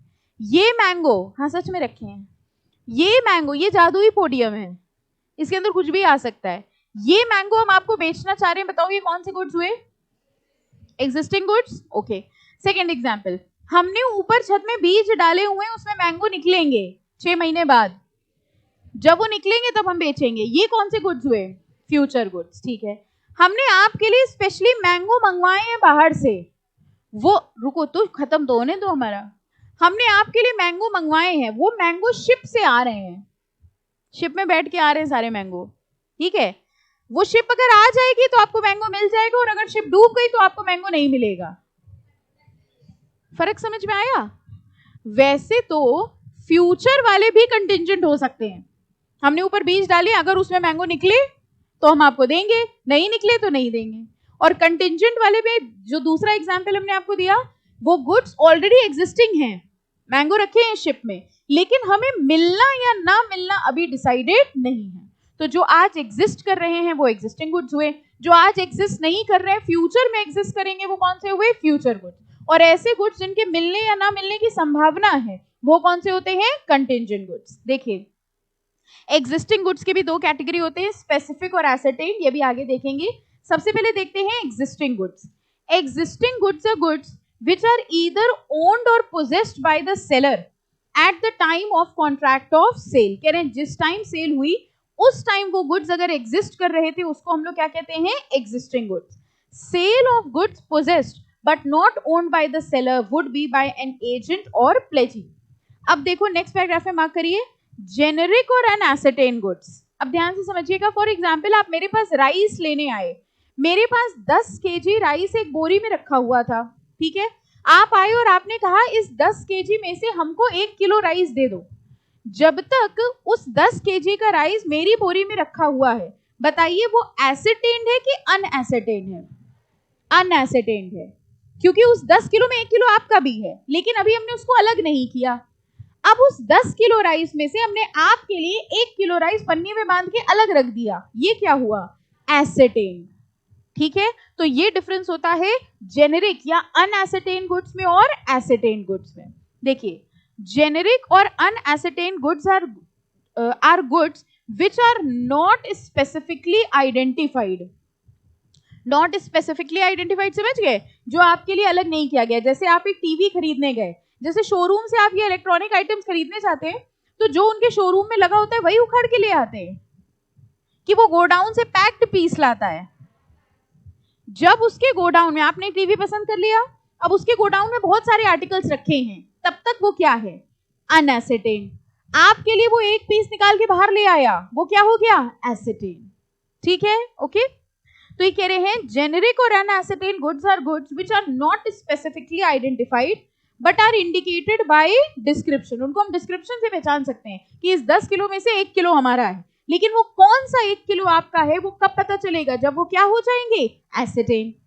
If a merchant agrees to supply a radio set from his stock of radio set, it is a contract of sale of unascertained goods because it is not known which set will be delivered.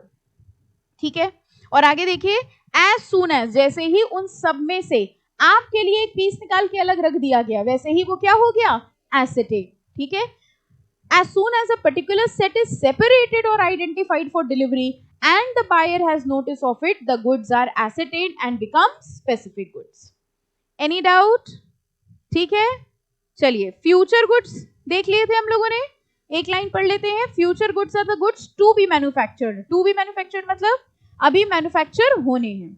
और contingent goods देखो, where there is a contract for sale of goods, the acquisition of which by the seller depends upon a contingency which may or may not happen. मतलब हो सकता है हमको मिले, हो सकता है हमें ना मिले. ऐसे गुड्स को हम लोग क्या कहेंगे? Contingent goods. Any doubt till here? पक्का? चले आगे. चैप्टर टफ है कि इजी? इसको टफ कह के देखो. ये सारे कोर्सेज हैं, इवन आपके कोर्स में भी ये सब फाउंडेशन लेवल पे होता था. ये अब आपके मैं एग्जीक्यूटिव में डाल दिया है. एक्चुअली आपका भी पहले फाउंडेशन लेवल हुआ करता था, ईटी के पहले उनके कोर्स में था ये सारे. आप किसी में देखो, सीए में भी फाउंडेशन लेवल पे है, sales of goods act, contract act और ये सारे एक्ट, पार्टनरशिप एक्ट, ये सारे एक्ट ना फाउंडेशन लेवल के होते हैं. अब हुआ क्या, आपके में सीएसईटी करा और फिर इन्होंने कर दी डायरेक्ट एंट्री. डायरेक्ट एंट्री समझिए, जो बच्चे बीकॉम से डायरेक्ट एंट्री लेते हैं, तो इसलिए उन्होंने सोचा कि अब जो डायरेक्ट एंट्री, उनको भी पता है जो बीकॉम से आए हैं, हम कुछ नहीं कह रहे, ठीक है, तो इसलिए उन्होंने कहा कि हम सब कुछ बेस से पढ़ाएंगे, तो सब कुछ डाल दो. ठीक है, इसलिए देखिए सब रिपीट कराया उन्होंने. कॉन्ट्रैक्ट एक्ट भी रिपीट कर दिया, कॉन्स्टिट्यूशन भी ईटी में भी था, इसमें भी दे दिया, और sales of goods act foundation level का होता है तो भी इसमें उठा के दे दिया. ठीक है, हाँ, टॉर्ट भी रिपीट कर दिया. हालांकि उसका रीजन ये भी हो सकता है कि उनको ऐसा लगा होगा कि आपको ये सब चैप्टर एक बार में समझ में नहीं आएंगे. ऐसा ना हो आपके प्रोफेशनल पहुंचते पहुंचते, है ना, फिर आ जाएं सारी चीजें.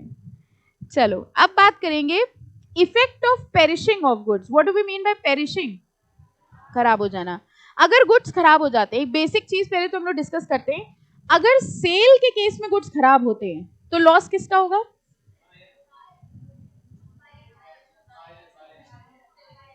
कौन से चैप्टर पढ़ रहे हैं हम लोग? सेल्स ऑफ गुड्स एक्ट पढ़ रहे हैं. तो क्वेश्चन का आंसर फिर से देना, ठीक है, जग गए सब. अगर सेल हो गई है और गुड्स पेरिश हो जाते हैं तो लॉस किसका है? बायर का कि सेलर का? अभी एक सेकंड पहले सेलर का था, ऐसा आपने बताया. और अगर मान लो अग्रीमेंट टू सेल हुआ है तो सेलर का. ठीक है, अब उसी में देखिए एक और आगे हम लोग एडिशनल चीज पढ़ रहे हैं. In a contract of sale of goods the goods may perish before the sale is complete. कह रहे हैं कई बार ऐसा होता है कि सेल कंप्लीट होने के पहले ही गुड्स पेरिश हो गए। अब देखिए कह रहे हैं उसकी first condition goods perishing before making a contract. कह रहे हैं कॉन्ट्रैक्ट करने के पहले ही गुड्स पेरिश हो गए तो ऑब्वियसली लॉस किसका होगा, सेलर का। Where in a contract of sale of specific goods the goods without the knowledge of the seller have at any time perished or become so damaged no longer to answer their description, then क्या होगा, it renders the contract void. कह रहे वो contract void हो जाएगा और obviously loss किसका होगा, सेलर का। सेकेंड कह रहे हैं goods perishing after agreement to sale. अगर मान लो अग्रीमेंट टू सेल हो भी गया है तो भी गुड्स खराब हो गए तो भी लॉस किसका होगा, सेलर का ही होगा। Where there is an agreement to sale specific goods and subsequently the goods without any fault of any party perish, उस केस में भी देखो नेक्स्ट लाइन में लिखा है the agreement is thereby avoided अवॉइडेड। अग्रीमेंट कैंसिल हो गया, इसका मतलब लॉस किसका हो गया, सेलर का ही। दोनों पॉइंट समझ में आए, ठीक है। कॉन्ट्रैक्ट करने के पहले ही पेरिश हो गए तो भी सेलर की दिक्कत, अग्रीमेंट टू सेल के पहले हो गए तो भी सेलर की दिक्कत। सिर्फ एक सिनेरियो है जब लॉस बायर का होगा, अगर सेल हो गई। अगर सेल हो गई उसके बाद जो लॉस होगा वो किसका होगा, बायर का। ठीक है, फाइन। अब ये एग्जाम्पल वगैरह पढ़ लीजिएगा। हम लोग नेक्स्ट आएंगे मोड ऑफ फिक्सिंग प्राइस। कह रहे हैं प्राइस कैसे फिक्स किया जाता है सेल में।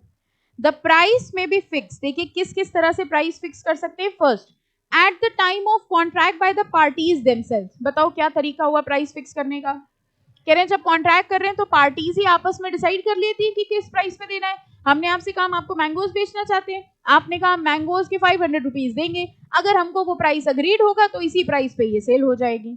तो फर्स्ट तरीका क्या होता है प्राइस डिसाइड करने का, by the parties. Second, may be left to be determined by the course of dealing between the parties.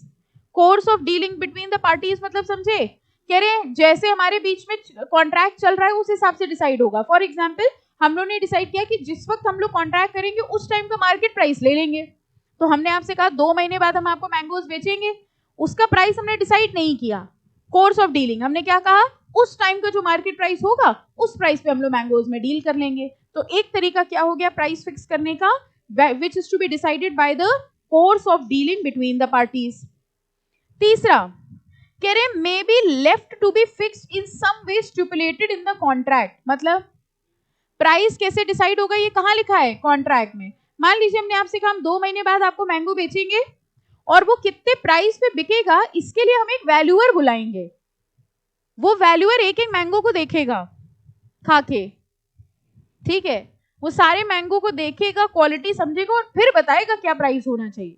तो अगर हम लोग ने कॉन्ट्रैक्ट में ये लिख दिया है तो फिर इस हिसाब से प्राइस डिसाइड होगा, ठीक है। और फोर्थ बताओ,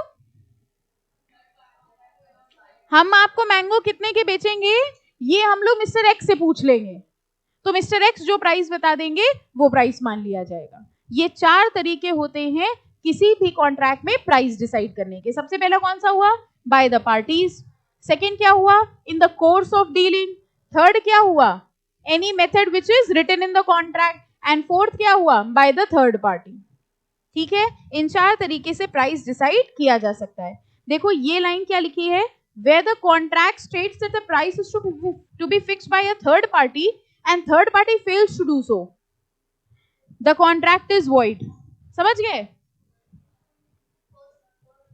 हैं तो लगभग सारे ही सेम, लगभग सारे सेम है। अब मान लीजिए हमने अपने कॉन्ट्रैक्ट में लिख लिया कि मार्केट प्राइस होगा तो फिर सेकंड और थर्ड सेम हो जाएंगे, ठीक है। अगर मान लीजिए हम लोग ने लिखा अपने कॉन्ट्रैक्ट में कि मैंगो का प्राइस क्या होगा, वो प्राइस वो होगा जो कॉन्ट्रैक्ट में लिखा होगा, सॉरी जो मार्केट प्राइस होगा, तो फिर वो सेम हो जाएगा, ठीक है।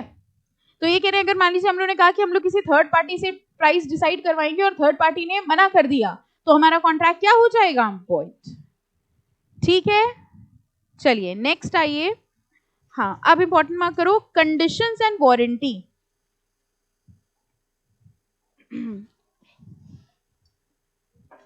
Have you heard about guarantee and warranty? क्या होता है, आपने कोई सामान खरीदा उस पर गारंटी मिली है और कोई सामान खरीदा उसमें वारंटी मिली है, फर्क क्या होता है? किस में रिप्लेसमेंट होता है? वारंटी में आज कुछ दिमाग उल्टा चल रहा है, कुछ है आज, कुछ खास है आज, कुछ खास है तो आज बताओ क्या है आज जहां आपका दिमाग लगा हुआ होगा।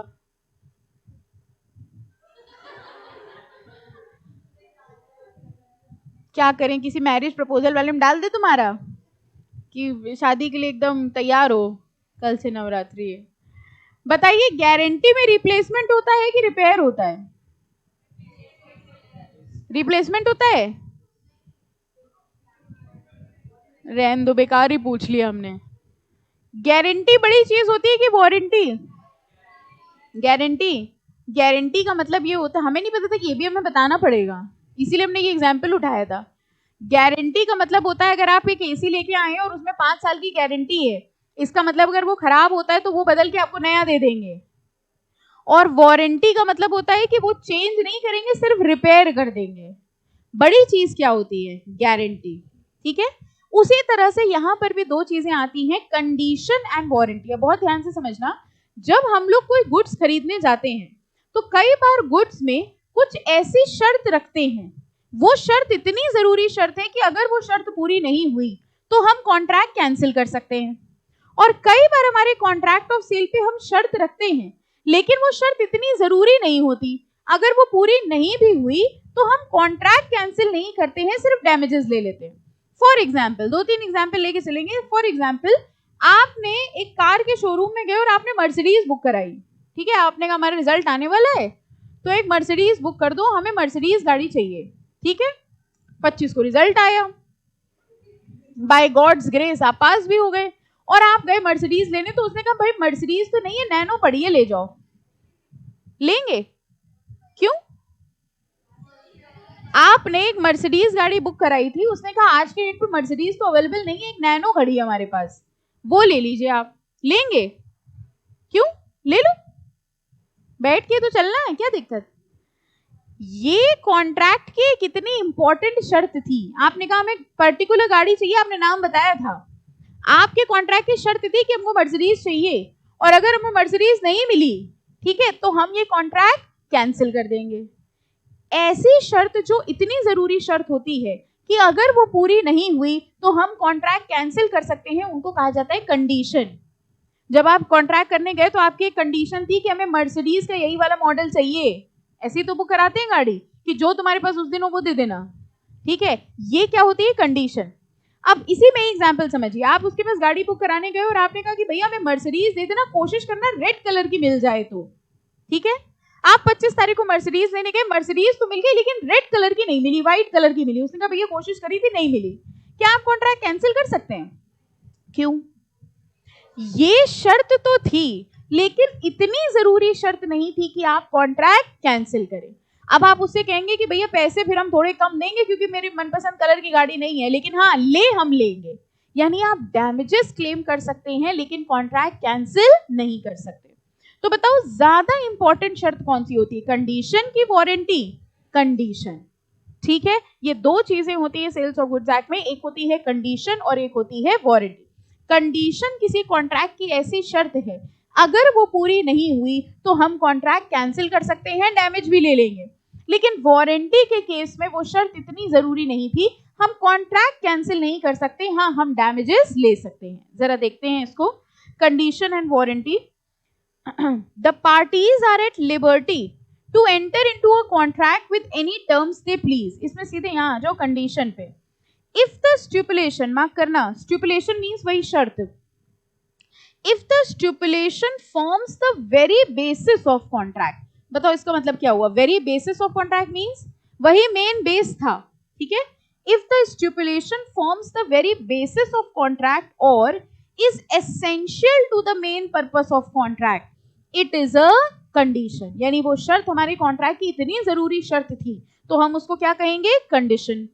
द ब्रीच ऑफ कंडीशन, अगर वो कंडीशन पूरी नहीं हुई तो अग्रीव्ड पार्टी के पास एक अधिकार है, he can treat the contract as repudiated. Repudiated means cancel, वो कॉन्ट्रैक्ट को कैंसिल कर सकता है। ठीक है, और जरा वॉलंटरी देखो, if the stipulation is collateral to the main purpose. बताइए आपका मेन पर्पस क्या था? मर्सिडीज लेना। कोलेट्रल क्या था? रेड कलर की लेना, ठीक है। That is it is a subsidiary promise then it is a warranty. कुछ लोग इसमें भी कलर भी स्पेसिफिक रखते हैं, हमको रेड कलर की ही मर्सिडीज चाहिए, रेड ना मिले तो मत देना। अब ये क्या हो गई? कंडीशन। मतलब ये हमने इसलिए बताया कि आपको ये ना लगे कि कलर वाला हमेशा वारंटी होती है और गाड़ी का मॉडल हमेशा। डर लगता है हमें बहुत, आपको कुछ भी बताने के पहले हमको बहुत डर लगता है कि क्या ना समझ लें, इसीलिए हमने इसको चेंज किया। अगर आपने कहा हमको रेड कलर की मर्सिडीज ही चाहिए तो ये क्या हो गया? कंडीशन बन गई अब, ठीक है। अच्छा हमको एक बात बताओ, कंडीशन वारंटी बन सकती है कि वारंटी कंडीशन बन सकती है? कंडीशन वारंटी नहीं बन सकती, क्यों?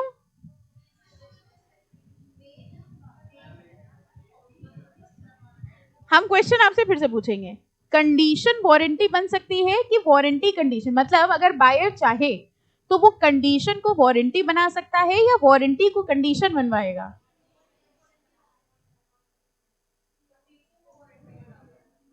आज आपने कसम खाई कि हम पहला आंसर गलत देंगे।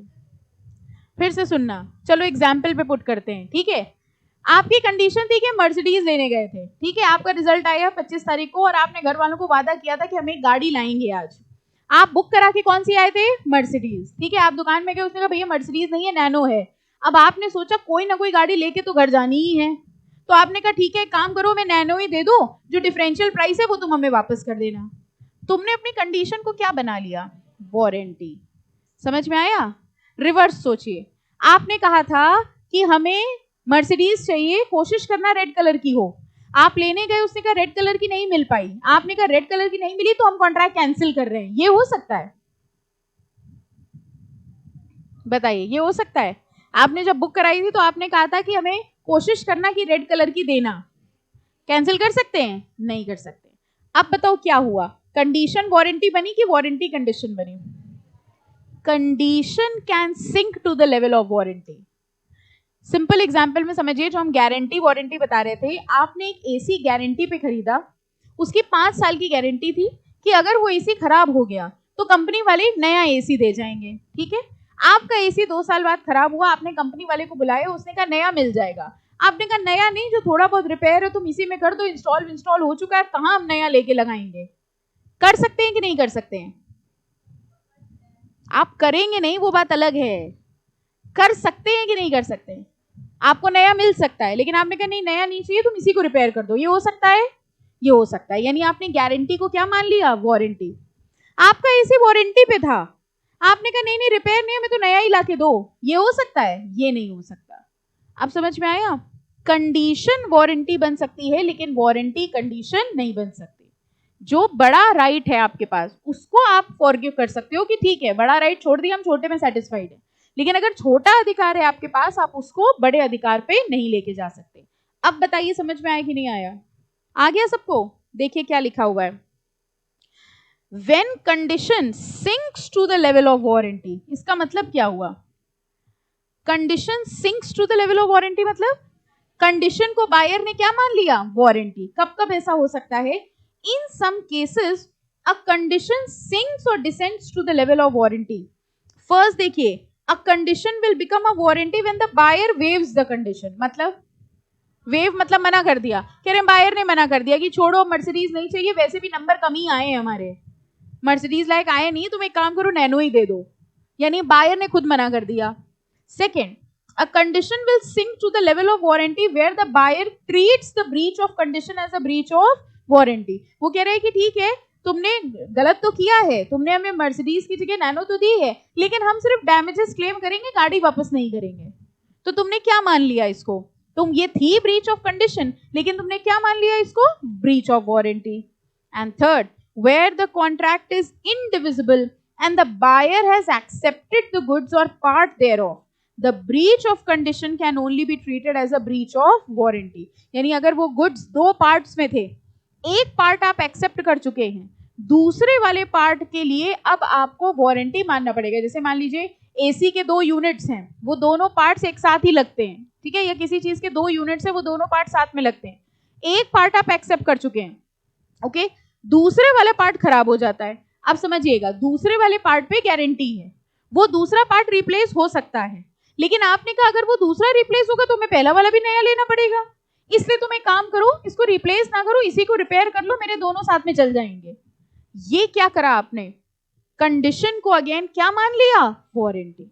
तो इन तीन सिचुएशंस में आप कंडीशन को क्या मान सकते हैं, वारंटी। अब बताइए क्लियर हो गया, एनी डाउट? हाँ बेटा, सेकेंड वाले में है कि हमने उस ब्रीच ऑफ कंडीशन को ब्रीच ऑफ वारंटी मान लिया। मतलब ब्रीच ऑफ कंडीशन तो हुई थी, मर्सिडीज की जगह में नैनो मिली, लेकिन हमने गाड़ी वापस नहीं करी, हमने नैनो रख ली और आपसे डैमेजेस ले लिए। मोरलेस first and second is same, ठीक है, दोनों का इफेक्ट सेम है ए और बी वाले का। हाँ बेटा, हाँ हाँ हाँ हाँ हाँ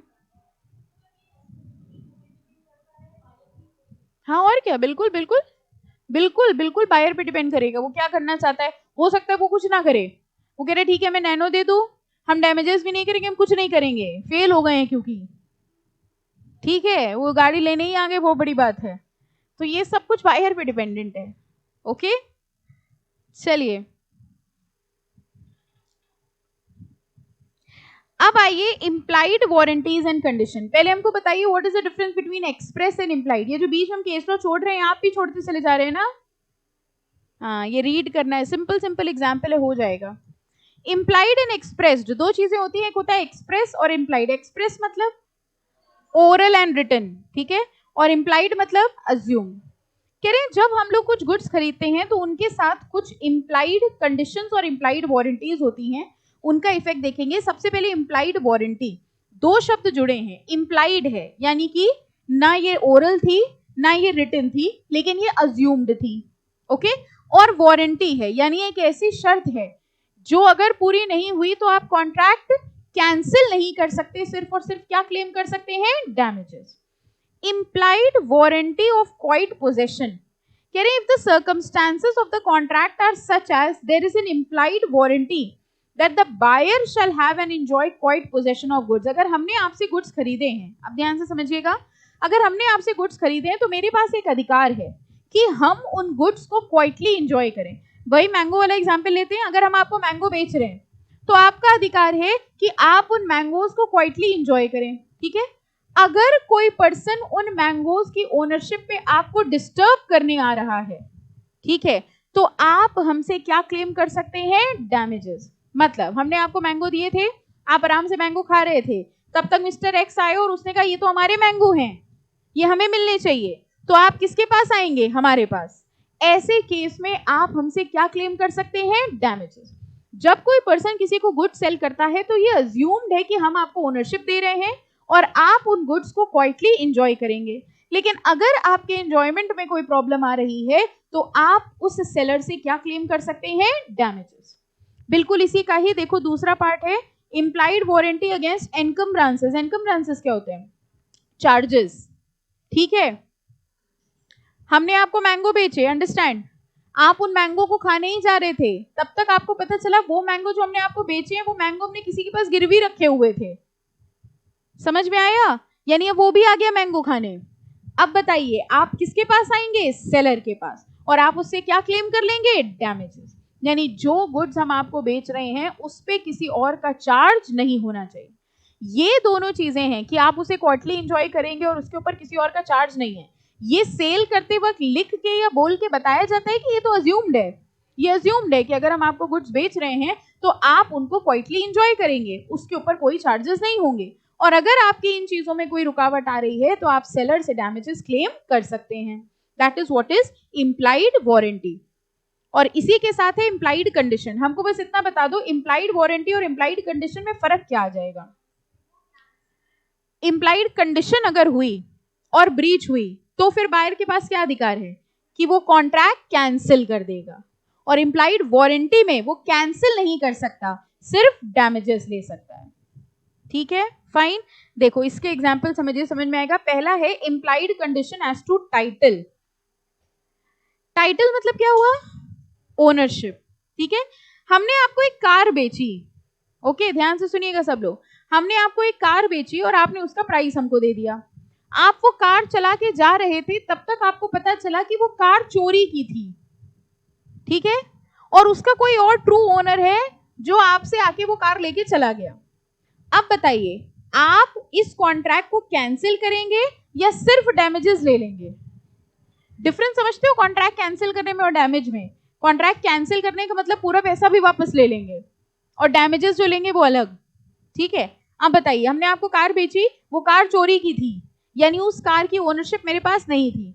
हमने आपको कार दे दी, आपने खरीद ली और उसके बाद ट्रू ओनर आ गया, आपसे कार ले गया। आप ये कॉन्ट्रैक्ट कैंसिल करेंगे कि सिर्फ डैमेजेस लेंगे? कैंसिल करेंगे। ये एक इम्प्लाइड कंडीशन होती है कि अगर हम आपको गुड्स बेच रहे हैं तो उसके ओनर हम हैं। अच्छा, अगर हमने आपसे कहा हम आपको कार बेच रहे हैं, तो क्या आप हमसे पूछोगे कि मैम आप ओनर हैं इसकी जो बेच रही हैं? ये तो अज्यूम्ड है।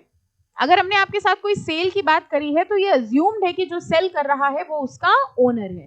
तो दो शब्द देखो क्या हुए, implied condition as to title। देखिए क्या लिखा है, there is an implied condition that the seller in an actual sale has a right to sell the goods and in an agreement to sell will have a right to sell the goods.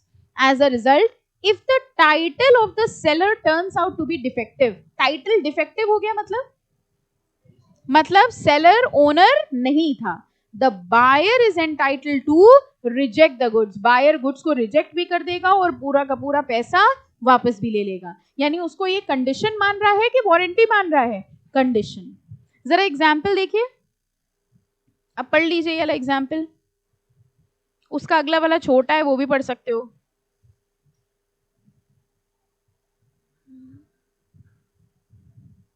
ठीक है, same. Second is implied condition under a sale by description. चले आगे। Okay, हम लोग implied condition पढ़ रहे हैं कि इम्प्लाइड वारंटी कंडीशन पढ़ रहे हैं? हम लोग चैप्टर कौन सा पढ़ रहे हैं? सेल्स ऑफ गुड्स एक्ट पढ़ रहे हैं। सेल्स ऑफ गुड्स एक्ट कब शुरू किया? आज ही शुरू किया? पक्का? अच्छा, एक बात बताइए, मेरी ऑयल की दुकान है जिसमें हम तरह तरह के ऑयल बेचते हैं, ठीक है? आप मेरी शॉप में आए और आपने कहा कि हमको ऑलिव ऑयल दे दो, ठीक है? हमने आपको दे दिया एक ऑयल बढ़िया सा अपना टिन के डब्बे में, आप उसको घर में लेके गए और आपने उसको लगाया फेस पे, और बाद में जब आपने लगाया तो आपको पता चला वो केरोसिन ऑयल था। आपके छोटे भाई बहन ने माचिस जला दी थी, उसने कहा इसी मौके का तो मैं इंतजार था। अब बताइए, आप लेने आए थे ऑलिव ऑयल, बोल के आपने कहा तो ऑलिव ऑयल दे दो। पता नहीं क्यों मैं ऐसे आपकी शक्ल देख के लगा कि ऑलिव ऑयल लायक तो ये है नहीं, है ना? एनीवेज, आपने हमसे कहा तो ऑलिव ऑयल दे दो, लेकिन हमने आपको केरोसिन ऑयल दे दिया। बताइए आप क्या करेंगे? आप चुपचाप वो केरोसिन ऑयल लगा के अपनी किस्मत मान के सिर्फ हमसे डैमेजेस लेंगे, या वो केरोसिन ऑयल ला के मेरे मुंह पे मारेंगे? मुंह पे मारने का मतलब कॉन्ट्रैक्ट कैंसिल करेंगे, वापस करेंगे, क्या करेंगे बताइए? कुछ अकलमंद बच्चे कह रहे हैं वो केरोसिन भी रख लेंगे और ऑलिव ऑयल लेने दोबारा जाएंगे, है ना? बताइए क्या करेंगे? सिर्फ डैमेजेस क्लेम करेंगे कि कॉन्ट्रैक्ट कैंसिल करेंगे? कॉन्ट्रैक्ट कैंसिल करने के साथ डैमेज तो हो ही जाएगा। कॉन्ट्रैक्ट कैंसिल करेंगे मतलब आप वो हमें वापस कर देंगे। ये कंडीशन माना आपने इसको कि वारंटी कंडीशन, क्योंकि आपने कॉन्ट्रैक्ट कैंसिल करा। सेल बाय डिस्क्रिप्शन का मतलब अगर बायर ने कोई डिस्क्रिप्शन दिया है तो ये अज्यूम्ड है कि सेलर उसी डिस्क्रिप्शन के गुड्स देगा, और अगर सेलर ने उस डिस्क्रिप्शन के गुड्स नहीं दिए तो बायर उस कॉन्ट्रैक्ट को कैंसिल कर सकता है। अब टॉपिक समझ में आ गया? Implied condition under a sale by description कह रहे हैं it is provided under section 15 that when there is a sale of goods by description there is an implied condition that the goods shall correspond with description। जरा देखिए case लिखा है where A buy goods which he has not seen, it must be sale by description। example where he buys a new Fiat car। आप मेरे showroom में आए, आपने कहा नई कार दिखाओ, हमने आपको कार तो दिखाई लेकिन नई जैसी थी। समझ में आया? आप क्या करेंगे? किस्मत मान के वही चलाने लगेंगे? नहीं, आप मेरे मुंह पे मारेंगे, मतलब आप कॉन्ट्रैक्ट कैंसिल करेंगे। कृपया इन शब्दों का प्रयोग आंसर शीट में ना करें, I will throw on your face. मुंह पे मारने का मतलब कॉन्ट्रैक्ट कैंसिल करेंगे। दो हो गए इंप्लाइड, पहला था इंप्लाइड एज टू टाइटल और दूसरा था sale by description. B point इसी में कह रहे हैं, देखो ये इसी का ही बी पॉइंट है, इसकी हेडिंग थी implied condition of sale by description. Sale by description के अंदर 2 पॉइंट्स आते हैं। पहला, वो डिस्क्रिप्शन के हिसाब से होना चाहिए, और दूसरा कह रहे हैं गुड्स मर्केंटेबल क्वालिटी के होने चाहिए। मर्केंटेबल मतलब खरीदने बेचने लायक होने चाहिए। ठीक है, अब ध्यान से समझिए, आप मेरी शॉप पे फिर से आए ऑयल लेने, ठीक है, इस बार आपने कहा ऑलिव देना, इस बार हमने कहा हाँ पिछली बार गलती हो गई थी, इस बार पक्का ऑलिव ऑयल देंगे, और हमने आपको ऑलिव ऑयल ही दिया। लेकिन इस बार हमने आपको एक्सपायर्ड ऑलिव ऑयल दिया, आपने लगा लिया अपने चेहरे पे। ठीक है, समझ गए फिर क्या हुआ? ठीक है, अब बताइए, हमने सेल बाय डिस्क्रिप्शन, आप मेरे पास आए मुंह पे मारने के लिए, तो हमने कहा कि हम आपने कहा तुमसे ऑलिव ऑयल मांगा था, ये क्या दे दिया? हमने कहा है तो ये ऑलिव ऑयल ही, तुमने ये कहाँ कहा था कि फ्रेश वाला दो? तुमने जो कहा था ऑलिव ऑयल दो, ऑलिव ऑयल दिया, बहुत पुराना एक्सपायर्ड है, एकदम बेकार था ये। बताइए हमने कॉन्ट्रैक्ट तोड़ा है कि नहीं तोड़ा? आप कॉन्ट्रैक्ट तोड़ेंगे? क्यों? सेल बाय डिस्क्रिप्शन तो था। आप दुकान वाले के पास गए, ऐसा आप करते हैं, आप दुकान वाले के पास गए, आपने कहा भैया ब्रेड दे दो, उसने कहा ले लो। आप ब्रेड लेके घर में आए, उसके अंदर वो वाइट वाइट फंगस लगा हुआ था। ठीक है, पहले तो आपने खाया, हाँ पहले तो आपने खाया, थोड़ा टेस्ट लिया, फिर आपको समझ में लगा, समझ में आया उसमें फंगस है, आपने दुकान वाले से कहा कि ये क्या दिया है? उसने कहा तुमने क्या मांगा था? ब्रेड दे दो, हमने ब्रेड दी। बताइए कॉन्ट्रैक्ट कैंसिल करेंगे कि नहीं करेंगे? क्यों? सेल बाय डिस्क्रिप्शन तो था, मर्केंटेबल क्वालिटी नहीं थी। समझ में आया? सेल बाय डिस्क्रिप्शन में डिस्क्रिप्शन भी होना चाहिए और क्वालिटी भी होनी चाहिए, खरीदने बेचने लायक होना चाहिए। कह रहे हैं if they are bought by description from a dealer of goods of that description, merchantable quality means goods must be such as would be acceptable to a reasonable person. देखो इसी में एग्जांपल लिखा है, P bought black yarn from D। yarn समझ गए, cloth. P ने D से cloth खरीदा ब्लैक कलर का, when delivered found it damaged by white ants। मतलब ब्लैक कलर का कपड़ा खरीदा, उसमें सफेद चींटी थी। पहली चीज तो ब्लैक कपड़े में सफेद चींटी उसको दिखी क्यों नहीं, है ना?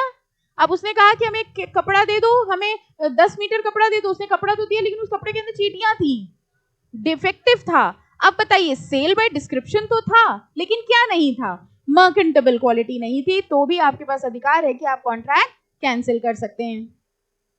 ठीक है, इसका एग्जाम्पल देखिए, A inspects a hot water bottle, इसको होमवर्क लिखो, इसको पढ़ लेना। उसने कहा एक बॉटल दिखाओ हमको, सुन लीजिए हमसे शॉर्ट में, हम केमिस्ट के पास गए, हमने कहा एक बॉटल दिखाओ, वो नहीं होता है हॉट वाटर बॉटल जिससे सिकाई वगैरह की जाती है, तो हमने उससे कहा कि भैया एक बॉटल दिखाओ, हॉट वाटर बॉटल। तो उसने कहा हाँ ये बॉटल है। हमने कहा इसमें हॉट वाटर डाल सकते हैं? उसने कहा अरे बॉइलिंग वाटर डालो आराम से, कोई दिक्कत नहीं है। ठीक है, हमने जैसे ही उसमें पानी डाला वो बस्ट हो गया।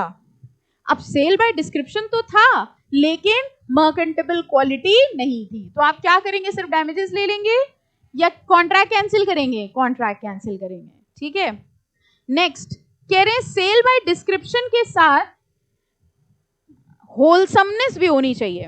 मर्केंटेबल क्वालिटी नहीं, मर्केंटेबल क्वालिटी हर चीज के लिए होती है और खाने पीने की चीजों में होलसमनेस होती है। ठीक है कि चीज, बस जो चीज खरीदी बेची जाने लायक होती है वो मर्केंटेबल होती है, खाने पीने की चीज में खाने लायक होनी चाहिए, वो होलसम होती है। ओके, मतलब फ्रेश कह सकते हो। कह रहे हैं ईटेबल्स के केस में supplied must not only answer the description but they may also be of merchantable and wholesome or sound. जैसे आप एक बेकरी की शॉप में गए और वहां आपने बन देखा, बन जानते हो जिसको आप लोग बंद कहते हो? हाँ, आप बंद मक्खन बोलते हैं, बंद नाम की कोई चीज नहीं होती, इट्स बन। एक्चुअली अंग्रेज थे हमारे यहाँ पहले, वो बेचारे सब इंग्लिश वर्ड बोलते थे बन, हम लोग को समझ नहीं आया तो हम लोग को क्या लगा बंद बोल, वैसे भी बंद जैसा ही तो दिखता है ना? एनीवेज, आप एक बेकरी की शॉप में गए और आपने वहां बन देखा, वो बड़ा फूला फूला सा बढ़िया बन था, आपने कहा बहुत बढ़िया है। ठीक है, आपने शॉप से कहा कि भैया बन दे दो, उसने मतलब आपने लिया और आपने काटा, जैसे ही काटा कट सी आवाज आई, उसके अंदर गुम्मा था, इसीलिए फूला था वो। उस गुम्मा समझते हो? अरे छोटा ईंटा, हमें भी बच्चों ही ने बताया है गुम्मा, पहले हमको नहीं पता था, फिर एक बहुत बहुत टाइम पहले कुछ क्लास के बच्चे थे, they explained me the difference between ईंटा, गुम्मा, अद्धा। जो बाहर वाले बच्चे सोच, बेटा यूपी में ऐसा कुछ चलता है क्या बताएं, थोड़े बाहर वाले बच्चे सोच रहे होंगे, बाहर वाले बच्चे सोच रहे हैं क्या क्या बातें करने लग गई, हमारे यूपी में ऐसे सब भाषा थोड़ी चलती है। तो हमें नहीं पता था सच में, तो दे एक्सप्लेन्ड मी कि मैम सी देयर 3 थिंग्स, ईटा, ठीक है, गुम्मा एंड अद्धा। ईटा इज अ फुल ईटा। हाँ सब ऐसे बोल रहे हैं, हाँ हाँ हाँ हाँ सही बताया बिल्कुल। अद्धा इज आधा ईटा and any short piece is गुम्मा। तब से हमें याद है, हम बच्चे को सिखाते हैं हम तुरंत याद कर लेते हैं। Anyways coming back to the bun, तो उस बन के अंदर गुम्मा था, वो कट सी बात आपकी दांत की थी। अब आपने उस दुकान वाले से कहा हमने तुमसे बन मांगा, तो उसने कहा बन तो दिया, उसने कहा लेकिन इसके अंदर गुम्मा है, तो उसने कहा तुमने ये कहाँ कहा था खाने वाला बन दो। बताइए कॉन्ट्रैक्ट क्या वो गुम्मा उसके मुंह पे मारोगी? कॉन्ट्रैक्ट कैंसिल करेंगे कि सिर्फ डैमेजेस ले लेंगे? कैंसिल करेंगे। क्यों? सेल बाय डिस्क्रिप्शन तो था, बन तो बन लेकिन होलसम नहीं था। ठीक है फाइन। तो देखिए लिखा हुआ है, देखो ऐसे झूठ नहीं बोल रहे। सी बॉट अ बन एट एम्स बेकरी, झूठ कभी बोलते नहीं हम। सी ने एक बन खरीदा एम की बेकरी से and broke one of his teeth by biting on a stone present in the bun. समझ आ गया? बस स्टोन को हमने गुम्मा बोल दिया। M was held liable and condition as to quality or fitness for a particular purpose. जरा ये समझ, ये सब इंप्लाइड कंडीशन चल रही है। बन और गुम्मे में टॉपिक मत छोड़ देना, भूल गए क्या पढ़ रहे थे। अच्छा, आप मेरी शॉप पे आए, आपने कहा भैया एक दरवाजा चाहिए हमको, हमने कहा ले लो दरवाजा, हमने आपको दे दिया।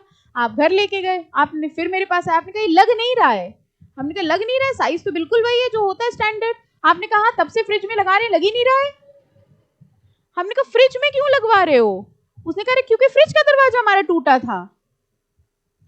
सेल बाय डिस्क्रिप्शन है, आपने दरवाजा मांगा तो हमने दरवाजा दिया। आपको कहे का दरवाजा चाहिए था? फ्रिज का। हमने किसका दिया? घर का। बताइए दरवाजा मुंह पे मारेंगे, कॉन्ट्रैक्ट कैंसिल करेंगे कि नहीं करेंगे? करेंगे, वापस करेंगे। यस, क्योंकि क्या नहीं था यहाँ? Condition as to quality or fitness for a particular purpose. जिस पर्पस के लिए आपको चीज चाहिए, ठीक है, इसी को रिवर्स समझ के देखिए। आपने फ्रिज का दरवाजा मांगा था, हमने घर का दरवाजा दे दिया। अब बताइए कॉन्ट्रैक्ट कैंसिल करेंगे कि नहीं करेंगे? यस। देखिए, ordinarily in a contract of sale there is no implied warranty or condition as to quality of fitness. कह रहे क्वालिटी ऑफ फिटनेस की वैसे कोई गारंटी वारंटी नहीं होती। लेकिन एक बात बताइए, अगर आपने पर्पस बताया है, जैसे कई बार हम लोग नहीं मेडिकल स्टोर वाले के पास जाते हैं और उसको बताते भैया सर दर्द की दवाई दे दो, अगर आपने उसको पर्पस बताया है तो यहाँ रिस्पॉन्सिबिलिटी किसकी हो गई? सेलर की। लेकिन अगर आपने पर्पस नहीं बताया, आपने कहा दर्द की दवाई दे दो, उसने दे दी। आपके हेडेक था, उसने पेट दर्द की दवाई दे दी। बताइए अब यहाँ गलती किसकी हुई? बायर की। ठीक है, तो अगर सेलर की गलती है तो बायर कॉन्ट्रैक्ट को अवॉइड कर सकता है। चले आगे, ये सारे देखिए कौन से थे हमारे? Implied condition as to sale by description. और अगला टॉपिक है implied condition under sale by sample.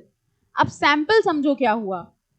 मेरी राइस की शॉप है, ठीक है, आप आए और मैं तरह तरह के अलग अलग राइस लगे हुए थे, आपने उसमें से एक वाला राइस सैंपल उठाया और आपने कहा ये वाला राइस दे दो। आपने जो सैंपल दिया था, आप जब घर जाके देखा तो वो राइस हमने आपको नहीं दिया था। आप क्या करेंगे? कॉन्ट्रैक्ट कैंसिल करेंगे कि वही रख लेंगे? कैंसिल करेंगे। क्यों? क्योंकि goods were not according to the sample. That is what is implied condition under sample. अब इसमें भी सैंपल में भी वही कंडीशन आ जाती है, मर्केंटेबिलिटी की और होलसमनेस की। जैसे आपने जो राइस चूज किया, फॉर एग्जाम्पल अंडरस्टैंड करिए, आप आए, हमारे यहाँ अलग अलग तरीके के राइस रखे हुए थे, उसमें से एक बोरे में से आपने राइस उठाया, आपने कहा ये वाला दे दो, हमने आपको वो वाला राइस दे दिया। घर जाके आपने देखा तो उसमें कीड़े लगे हुए थे, ठीक है। अब आप दुकान वाले के पास आए, आपने कहा इसमें तो कीड़े लगे हैं, तो उसने कहा हमें तो पता था कीड़े लगे हुए हैं, तुमने खुद उठा कर यही वाले दो, हमें लगा तुम्हें कीड़े वाले पसंद होंगे। बताइए आप कॉन्ट्रैक्ट कैंसिल करेंगे कि नहीं करेंगे? सेल बाय सैंपल तो था, लेकिन होलसमनेस या मर्केंटेबिलिटी नहीं थी, ठीक है। तो implied condition as to sample में भी देखो क्या लिखा है ना, contract of sale by sample there is an implied condition that the bulk should correspond with the sample. There is another implied condition that the buyer shall have a reasonable opportunity of comparing the bulk with sample. Buyer को compare करना चाहिए। और तीसरी चीज कह रहे हैं मर्केंटेबिलिटी होनी चाहिए या होलसमनेस होनी चाहिए। Any doubt? समझ आ गया?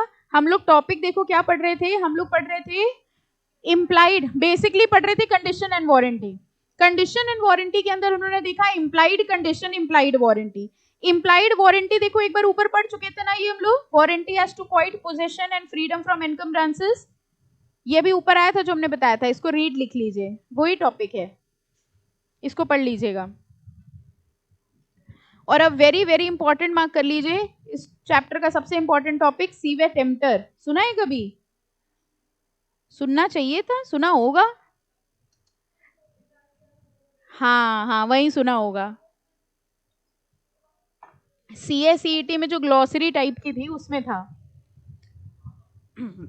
कोई बात नहीं बेटा, कुछ बच्चों ने CA-CET ही नहीं पढ़ा था, वो कह रहे पूरा ही कहाँ पढ़ा था। सीवे टेम्पटर, एक बात बताइए, अगर आप कुछ गुड्स खरीदने जा रहे हैं तो गुड्स को चेक करके खरीदना ये रिस्पॉन्सिबिलिटी बायर की होती है कि नहीं होती है? और अगर बायर ने बिना चेक करे गुड्स खरीद लिए तो लॉस किसका होना चाहिए? बायर का। यानी कि डॉक्ट्रिन ऑफ सीवे टेम्पटर कहता है लेट द बायर बिवेयर, क्योंकि हम ये मान के चलते हैं कि सेलर कभी अपने डिफेक्ट थोड़ी ना बताएगा। आप सोच के देखिए, आपकी एक सब्जी वाले के पास सब्जी लेने गए, आप उससे पूछते हैं फ्रेश है, तो क्या बताता है वो?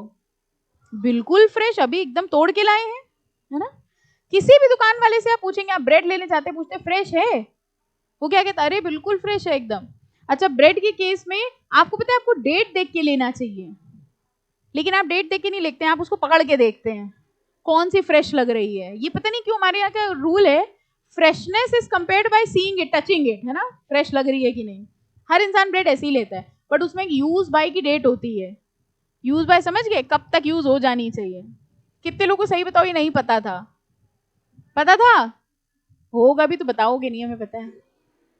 एनीवेज, ब्रेड और ये वाले जो आइटम्स होते हैं पेरिशेबल, उसमें यूज्ड बाय लिखा होता है। हाँ, एनीवेज तो ये ड्यूटी किसकी थी? बायर की। अगर बायर ने चेक नहीं किया तो फिर गलती किसकी मानी जाती है? बायर की।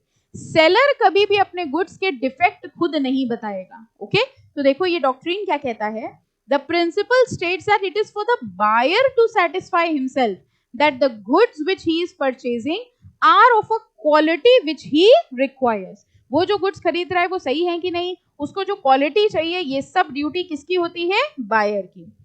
The doctrine of Sewe Tempter states, subject to the provisions of the act, सिर्फ ये मार्क कर लो in simple words, it is not the seller's duty to give to the buyer the goods which are fit for a suitable purpose. आप shop जाते हैं तो आप देखते हैं ना कि आपके पर्पस के लिए सूटेबल होगा कि नहीं होगा। सेलर नहीं बताएगा कि वो आपके पर्पस के लिए सूटेबल होगा कि नहीं, तो प्राइमरीली गलती किसकी मानी जाती है?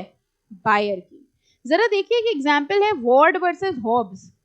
क्या बिक रहा है इस केस में? ये केस में देखो बिक क्या रहा है? पिग्स बेच रहे हैं, वो भी ऑक्शन पे बेच रहे हैं। पिग्स क्यों? कितना बुरा लग रहा होगा। जरा देखिए क्या हुआ, where certain pigs were sold by auction and no warranty was given by the seller in respect of any fault or error of description. यानी एक पर्सन पिग्स बेच रहा था, buyer paid the price for healthy pigs. Buyer ने क्या किया? Pigs खरीद लिए, बट दे वर इल। वो पिग्स क्या थे? बीमार थे।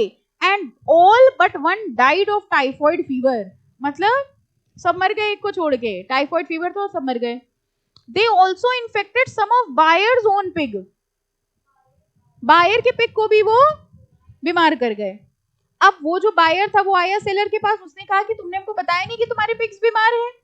बताइए यहाँ गलती किसकी होगी? बायर की, सेलर की, पिग्स की? बायर की। सेलर क्या कहेगा? हम क्यों बताएं कि वो बीमार है? अगर आपको नहीं लगता सेलर अगर बता देगा, हर सेलर अगर अपने गुड्स के डिफेक्ट बता देगा तो कोई सेल नहीं होगी। ये बायर की ड्यूटी थी कि उसे चेक करना है। उसने सिर्फ देखा, कह रहा देखने में तो बड़े हेल्दी लग रहे हैं, ठीक है, लेकिन उसको मेडिकल प्रैक्टिशनर से चेक करवाना चाहिए था। और अगर उसने ऐसा नहीं करवाया तो गलती किसकी मानी जाएगी? बायर की। ठीक है, ये कौन सा रूल हुआ? सीवे टेम्पटर। वेरी इंपॉर्टेंट मार्क करिए इसके एक्सेप्शंस। कई बार ऐसा होता है, जैसे कई बार क्लॉथ में होता है ना, हम लोग जैसे कपड़े लेने जाते हैं, आप लोग साड़ी वाड़ी लेने जाते हैं, आप उससे कहते हैं भैया कहीं कुछ खराब वराब तो नहीं है, तो दुकान वाला क्या कहता है? अरे सवाल ही नहीं उठता। और आप कहते हैं अच्छा ठीक ठीक ठीक पैक कर दो। आपको क्या करना चाहिए? खुद चेक करना चाहिए। लेकिन कई बार ऐसे डिफेक्ट होते हैं जो ऑर्डिनरी एग्जामिनेशन से चेक नहीं किए जा सकते। आपने एक साड़ी परचेज करी, ठीक है, और क्योंकि आपने रूल पढ़ा था तो आपने कहा नहीं हम खुद चेक करेंगे। आपने पूरी साड़ी चेक करी, कोई डिफेक्ट नहीं थी। आप उसको घर लेकर आए, आपने उसको वॉश किया, जब आपने निकाला तो वो रुमाल बन गई थी, ठीक है। अब बताइए गलती किसकी है, सेलर की कि बायर की? आप सेलर के पास जाएंगे कि नहीं जाएंगे? आप सेलर के पास गए, सेलर ने कहा तुम्हें चेक करना चाहिए था, तो क्या उसी की दुकान में दो दो के चेक करोगे? अब बताओ गलती किसकी है? सेलर की, क्योंकि ये हिडन डिफेक्ट था। नॉर्मल रूल ये कहता है कि अगर ऐसा डिफेक्ट है जो ऑर्डिनरी एग्जामिनेशन से देखा जा सकता है तो गलती किसकी होगी? बायर की। लेकिन अगर कोई हिडन डिफेक्ट है जो ऑर्डिनरी एग्जामिनेशन से नहीं देखा जा सकता, ऐसे केस में गलती किसकी मानी जाएगी? सेलर की। तो क्या हम लोग ये कह सकते हैं कि this case is an exception to सीवे टेम्प्टर, क्योंकि सीवे टेम्प्टर क्या कहता है? बायर की गलती है, लेकिन इस केस में गलती किसकी हो रही है? सेलर की। देखिए और भी एक्सेप्शंस हैं। पहला है where the seller makes a false representation and buyer relies on it, मतलब सेलर ने जानबूझ के झूठ बोला। जैसे उसने कहा था हमें नई कार दो, हमने आपको बताया हाँ ये नई है, ठीक है। अब यहां पर अगर सेलर जानबूझ के झूठ बोल रहा है, जानबूझ के झूठे पेपर्स दिखा रहा है, तो गलती किसकी मान ली जाएगी? सेलर की। सेकंड देखिए, when the seller actively conceals a defect, बताओ ये कौन सा पॉइंट है? यही छिपाने वाला। अगर सेलर जानबूझ के डिफेक्ट को छुपाने की कोशिश कर रहा है, which is not visible from a reasonable examination, तो भी गलती किसकी मानी जाएगी? सेलर की। थर्ड देखिए, when the buyer relying upon the skill and judgment of the seller has expressly or impliedly communicated him the purpose for which the goods are required, ये बताओ क्या हुआ? आपने सेलर को अपना पर्पस बता दिया था, जैसे हमने आपको बताया था ना, केमिस्ट शॉप आप गए और आपने बताया कि हमारे सिर में दर्द हो रहा है। अब अगर वो गलत दवाई देता है तो गलती किसकी होगी? सेलर की, ठीक है। And where goods are brought by description from a seller who deals in the goods of that description, मतलब हमने जिस सेलर से गुड्स खरीदे, जिस डिस्क्रिप्शन के, वो उसी पर्पस में डील करता था, फिर भी उसने अगर हमको गलत गुड्स दे दिए, इन सारे केसेस में रिस्क किसकी होगी? सेलर की। तो सीवे टेम्प्टर का बेसिक रूल कहता है let the buyer beware, buyer को चेक करना चाहिए, बायर को अवेयर होना चाहिए, लेकिन अगर ये चार सर्कमस्टांसेस हैं तो गलती किसकी होगी? सेलर की। जरा ये एग्जाम्पल पढ़ो, नहीं ये दूसरा है, पढ़ के देखिए क्या है।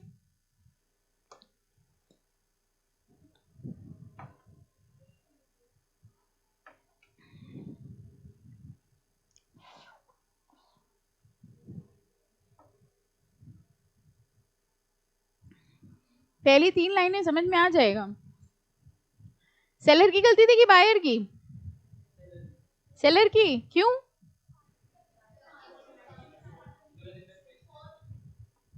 सेलर की गलती है। अच्छा देखते हैं। A goes to B shop and purchases silk sari thinking that it is made of Banarasi silk. Buyer क्या सोच रहा था? कि वो बनारसी सिल्क है। The shopkeeper knows that A is thinking wrong, he however does not correct A's impression. Later on when A discovered that the sari is not made of Banarsi silk, he wants to avoid the contract. बताइए buyer contract avoid कर सकता है? नहीं कर सकता कि कर सकता है? क्यों नहीं कर सकता? क्योंकि उसको बनारसी सिल्क चाहिए, ये उसने बताया नहीं था, सोचा था, ठीक है। यानी उसने सोचा कि हम ये साड़ी जो दिखा रही है बनारसी, सोचने थोड़ा ना कुछ होता है। अगर वो दुकान वाले से पूछता और दुकान वाला कहता ये बनारसी सिल्क है, तो गलती किसकी होती? सेलर की। क्लियर? ठीक है। तो अब जो भी सामान खरीदने जाएंगे उसमें sales of goods act apply करेंगे, है ना? कितना जरूरी एक्ट है देखो। अब देखो एक चीज लिखी है, ये बताओ ईबीसीएल में दिया है टॉपिक, ईबीसीएल वालों में, पोजीशन ऑफ डॉक्ट्रिन सीवे emptor in the present era, ये नहीं दिया है ना। लेकिन समझिए ये है क्या कह रहे हैं, इस हिसाब से ये कंज्यूमर प्रोटेक्शन एक्ट की वजह से आया ये टॉपिक। ये कह रहे हैं इस हिसाब से कह रहे हैं कि भाई बायर की गलती, तो आपको नहीं लग रहा सेलर इस बात का गलत फायदा उठाते हैं? सीवे टेम्प्टर की अगर आप बात समझें तो सीवे टेम्प्टर के हिसाब से बायर को चेक करना चाहिए, बायर को चेक करना चाहिए। इस हिसाब से ज्यादातर क्या हो रहा था, बायर्स के साथ गलत हो रहा था। अब आप सब्जी लेने जाते हैं, आप चेक करके लेते हैं, लेकिन फिर भी कई बार उसमें डिफेक्ट निकल आता है, ठीक है। तो इस हिसाब से हो क्या रहा था, बायर के साथ बहुत गलत होता जा रहा था, और जो सेलर थे वो प्रोटेक्शन ले लेते थे। किस बात का? सीवे टेम्प्टर का। तो एक नया कॉन्सेप्ट लाए ये लोग, जिसको हम लोग कहते हैं सीवेट वेंडेटर। देखो लिखा होगा ये सीवेट वेंडेटर। बताओ इसका मतलब क्या हुआ होगा? Let the seller beware.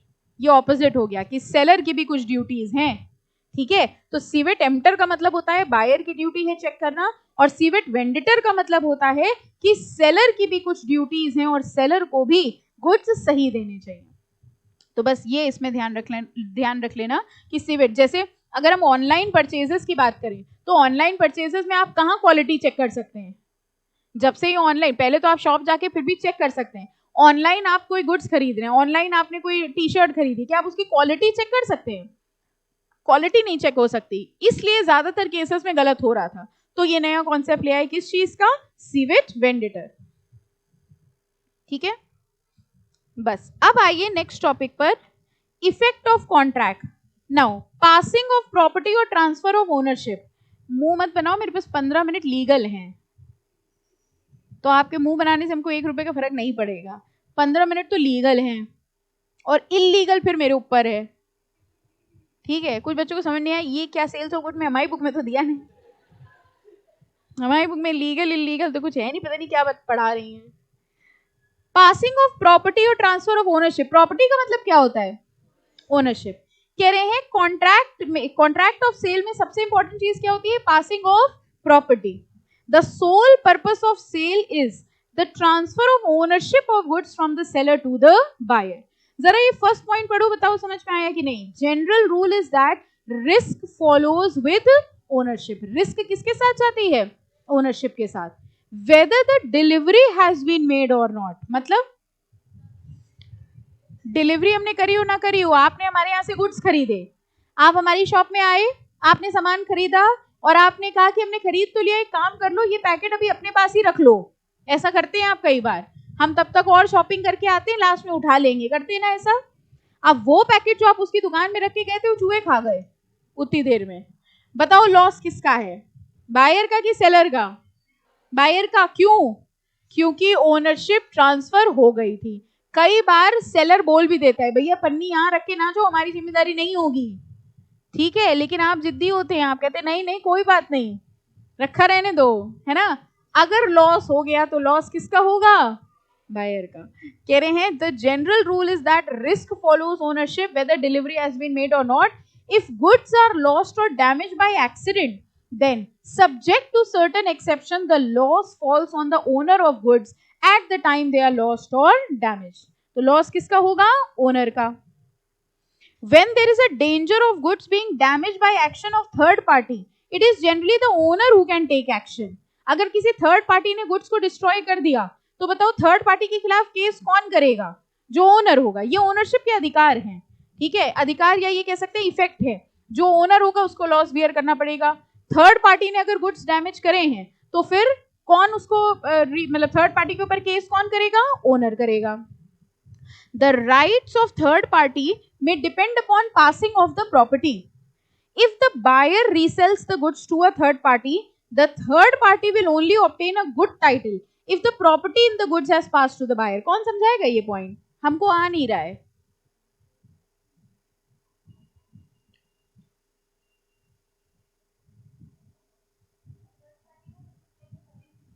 अच्छा एक बार सब लोग खड़े हो जाओ, बहुत देर से बैठे हुए हो। तुम लोग खड़े हो जाओ, हम बैठ जा रहे हैं, है ना। Stand up all of you. हाँ good, very good. Raise your hands, both hands. एक बात बताओ, हमने जैसे बोला रेज योर हैंड, सब एक दूसरे को देखने लग गए, सबके वही हाथ होते हैं।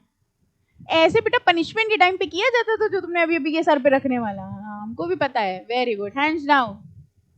हाँ कौन सा सब्जेक्ट पढ़ रहे हैं आज? डेट कौन सी है? मैक्सिमम बच्चों को पता नहीं थी, कुछ तो थी, सुबह तो उठे थे क्या? यही तो हम कह रहे थे आज कुछ है जिसलिए तुम लोग का दिमाग नहीं चल रहा है। हाँ आज डेट क्या है? आपका एग्जाम कब है? 21 दिसंबर। JIGL का पेपर कब है?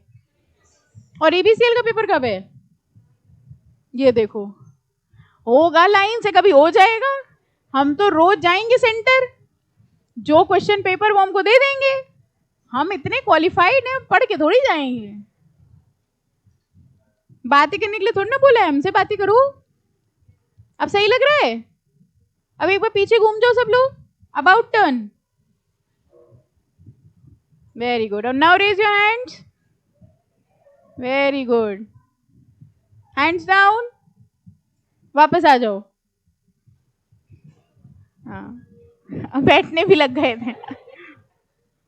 आसन ग्रहण करते हैं, आप बैठते थोड़ी हैं, आप समाधि पे जाते हैं सीधे। बैठ जाए, अब इतनी देर में बैठ जाएं, बैठ जाएं, 1 मिनट से खड़े बैठ जाएं, बैठ जाओ, बैठ जाओ, बैठ जाओ। मॉड्यूल 1 वालों के साथ ये पहली बार हुआ है, 2 वाले बेचारों के साथ रोज करते हैं हम ये। हाँ, 2 वाले बच्चे बेचारे, 2 वाले मॉड्यूल 2 वाले बच्चों के साथ करते हैं ना, तो उनसे कहते हैं कि अब अगर जो बैठना चाहे बैठ जाए, अदरवाइज खड़ा रहे, तो बच्चे चैलेंज की तरह ले लेते हैं, अब तो हम खड़े रह के दिखाएंगे, फिट तो हम बहुत हैं, है ना। क्या पढ़ रहे थे? Chapter sales of goods act, और हम लोग ये देख रहे थे कि ओनरशिप से जुड़े क्या क्या अधिकार होते हैं, ठीक है, जिसमें सबसे पहले देखा था कि ओनरशिप जो है वो रिस्क के साथ साथ जाती है। फिर हम लोगों ने देखा था अगर गुड्स डिस्ट्रॉय होते हैं तो किसकी रिस्क आती है? ओनर की। तीसरा हम लोगों ने देखा था, वही देख रहे थे, थर्ड पार्टी को अधिकार मिला है कि नहीं मिलेगा। अंडरस्टैंड, फॉर एग्जाम्पल ए ने गुड्स बेचे हैं बी को और बी बेचना चाह रहे हैं सी को, बताओ सी को ट्रू ओनरशिप मिलेगी कि नहीं मिलेगी? ये किस बात पे डिपेंड करेगा कि बी के पास अभी ओनरशिप है कि नहीं है। अगर बी के पास ओनरशिप आ गई है तो इनको भी मिल जाएगी, अगर बी के पास ओनरशिप ही नहीं आई है तो सी को नहीं मिलेगी। ये पॉइंट ये कह रहा है थर्ड पार्टी को ओनरशिप मिल रही है कि नहीं मिल रही है, ये किस बात पे डिपेंड करेगा कि फर्दर ओनरशिप ऊपर ट्रांसफर हुई है कि नहीं हुई है। The rights of third party may depend upon passing of property. अब देखना, if the buyer resells the goods to a third party, buyer ने किसको बेच दिए? थर्ड पार्टी को। Third party will only obtain good title if property in the goods has pass to the buyer. Third party को ownership तब मिलेगी अगर buyer को ओनरशिप मिली हुई होगी, और अगर मान लीजिए बायर को ही ओनरशिप नहीं मिली तो फिर उस केस में थर्ड पार्टी को भी ओनरशिप नहीं मिलेगी। अच्छा, एक बात बताइए, जैसे बायर है, सेलर है, ठीक है, सेल हो गई, ठीक है, अब बायर इंसॉल्वेंट हो गया और सेलर भी इंसॉल्वेंट हो गया, बताइए वो गुड्स किसके एसेट में काउंट होंगे? आई रिपीट माई क्वेश्चन, ए और बी के बीच में गुड्स की सेलिंग हो गई, सेल कंप्लीट हो गई, इसके बाद सेलर भी इंसॉल्वेंट हो गया, बायर भी इंसॉल्वेंट हो गया, वो गुड्स किसके एसेट में काउंट होंगे? बायर के। अच्छा, अग्रीमेंट टू सेल हुआ है अभी, ठीक है, दोनों इंसॉल्वेंट हो गए, बताओ वो गुड्स किसके में काउंट होंगे? सेलर। ये क्या करा हम लोगों ने, गुड्स किसके में काउंट होंगे ये इस बात पे डिपेंड करेगा कि ओनरशिप किसकी है। फोर्थ पॉइंट पढ़िए,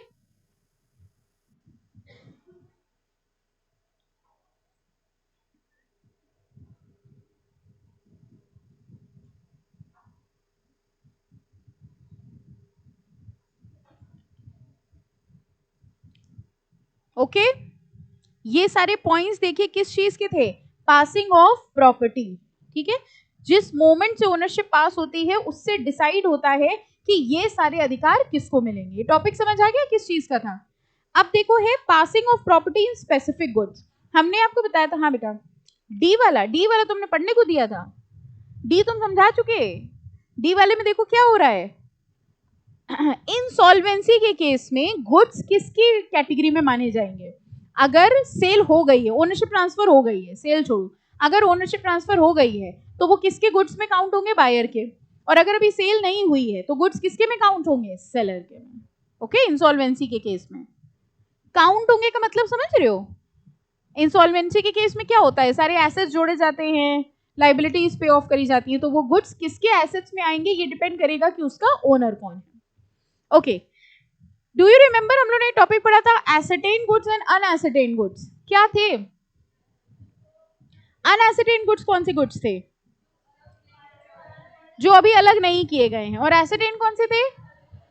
अच्छा ये बताइए गुड्स किसको किसको मानते थे? गुड्स की डेफिनेशन में गुड्स में किसको मानते थे? Movable property. रुको रुको, किसको किसको गुड्स नहीं मानते थे? Actionable claim and money. Current money goods है? जल्दी जल्दी बताना, करंट मनी गुड्स है? Old money, stocks and shares, grass, rose tree, sorry rose plant, rose plant goods है? रोज प्लांट है, कैसे, किस पॉइंट पे? रोज मतलब गुलाब का पेड़, पेड़ ही देखा है हमने गुलाब का, हाँ वही पे पौधा। गुलाब, अरे गुलाब का पौधा गुड है कि नहीं है कैसे, किस पॉइंट के हिसाब से? रोज का प्लांट क्रॉप है कि ग्रास है? ग्रास है। I rest my case, I don't have the strength to discuss कि गुलाब का पौधा घास है। गुलाब को भी पता चलेगा ना बेटा, हार्ट अटैक से मर जाएगा वो। ओके हाँ, स्टॉक्स एंड शेयर्स क्या बताया आपने? Actionable claim, old money, new money, new money मतलब करंट मनी, याद है सब? तो एसेटेंड गुड्स कौन से थे? जो कॉन्ट्रैक्ट ऑफ सेल के लिए अलग कर दिए गए, बस वही टॉपिक था, याद दिला रहे थे बस ऐसे। देखिए, passing of property in specific goods, कह रहे हैं स्पेसिफिक गुड्स के केस में भी ओनरशिप कब पास होती है? इन अ सेल ऑफ स्पेसिफिक और एसेटेन गुड्स, वही जो एसेटेन गुड्स होते हैं उन्हीं को ही हम लोग स्पेसिफिक गुड्स भी कह सकते हैं। The property in them passes to the buyer as and when parties intend to pass. The intention must be gathered from the terms of the contract. अब जरा फर्स्ट देखिए, where there is an unconditional contract for the sale of specific goods in a deliverable state. हम लोगों ने definition पढ़ी थी deliverable state की, बताइए क्या होता था deliverable state? Ready to be delivered, उसको एक ऐसे केस पे रखना या उसको ऐसे सिचुएशन में रखना कि वो इमीडिएटली डिलीवर हो सके। Where there is an unconditional contract for the sale of specific goods in a deliverable state, the property in the goods passes to the buyer when the contract is made. Deliverable state means such a state that buyer would be bound to take delivery of the goods. For example, आप rice लेने आए, understand, ठीक है, हमको बताना deliverable state कब माना जाएगा। आप राइस लेने आए 1 kg, मेरे बोरे में 10 किलो राइस था, जब तक वो बोरे में है वो क्या है? अनएसेटेन। आपने कहा हमको 1 kg राइस दो, हमने 1 kg राइस निकाल के अलग एक दूसरे यूटेंसिल में रख दिया, क्या ये डिलीवरेबल स्टेट में है? कि जब हम उसको पैक करके अलग से आपके लिए रखेंगे तब वो डिलीवरेबल स्टेट में होगा। डिफरेंस समझ में आया? ओनरशिप कब पास होगी? जब आप उसको डिलीवरेबल स्टेट पे लेकर आओगे। आई यू अंडरस्टैंडिंग? जैसे आप कार परचेज करते हैं, ठीक है, आपको कार चाहिए, तो आपने देखा होगा जब आप परचेज करते हैं, बुक करते हैं, उसके बाद वो उसमें सब एसेसरी लगा के और उसको आपके लिए थोड़ा फिनिशिंग करके सब करके देता है। तो जब आपने बुक कर दी तभी ओनरशिप पास हो गई, या जब वो डिलीवरेबल स्टेट में आई तब? जब वो डिलीवरेबल स्टेट में, उसने सारी कार्स में से आपके लिए एक कार निकाल के अलग कर दी, वो एसेटेन तो हो गई, लेकिन अभी भी इसकी ओनरशिप ट्रांसफर नहीं होगी। इसकी ओनरशिप ट्रांसफर तब होगी जब आप उसको फाइनली डिलीवरेबल स्टेट में ले आए, ठीक है? डिलीवरेबल स्टेट में लाना, उसको ऐसी कंडीशन में लाना that it is ready to be delivered. अब ये वाला एग्जाम्पल पढ़ लीजिए जरा।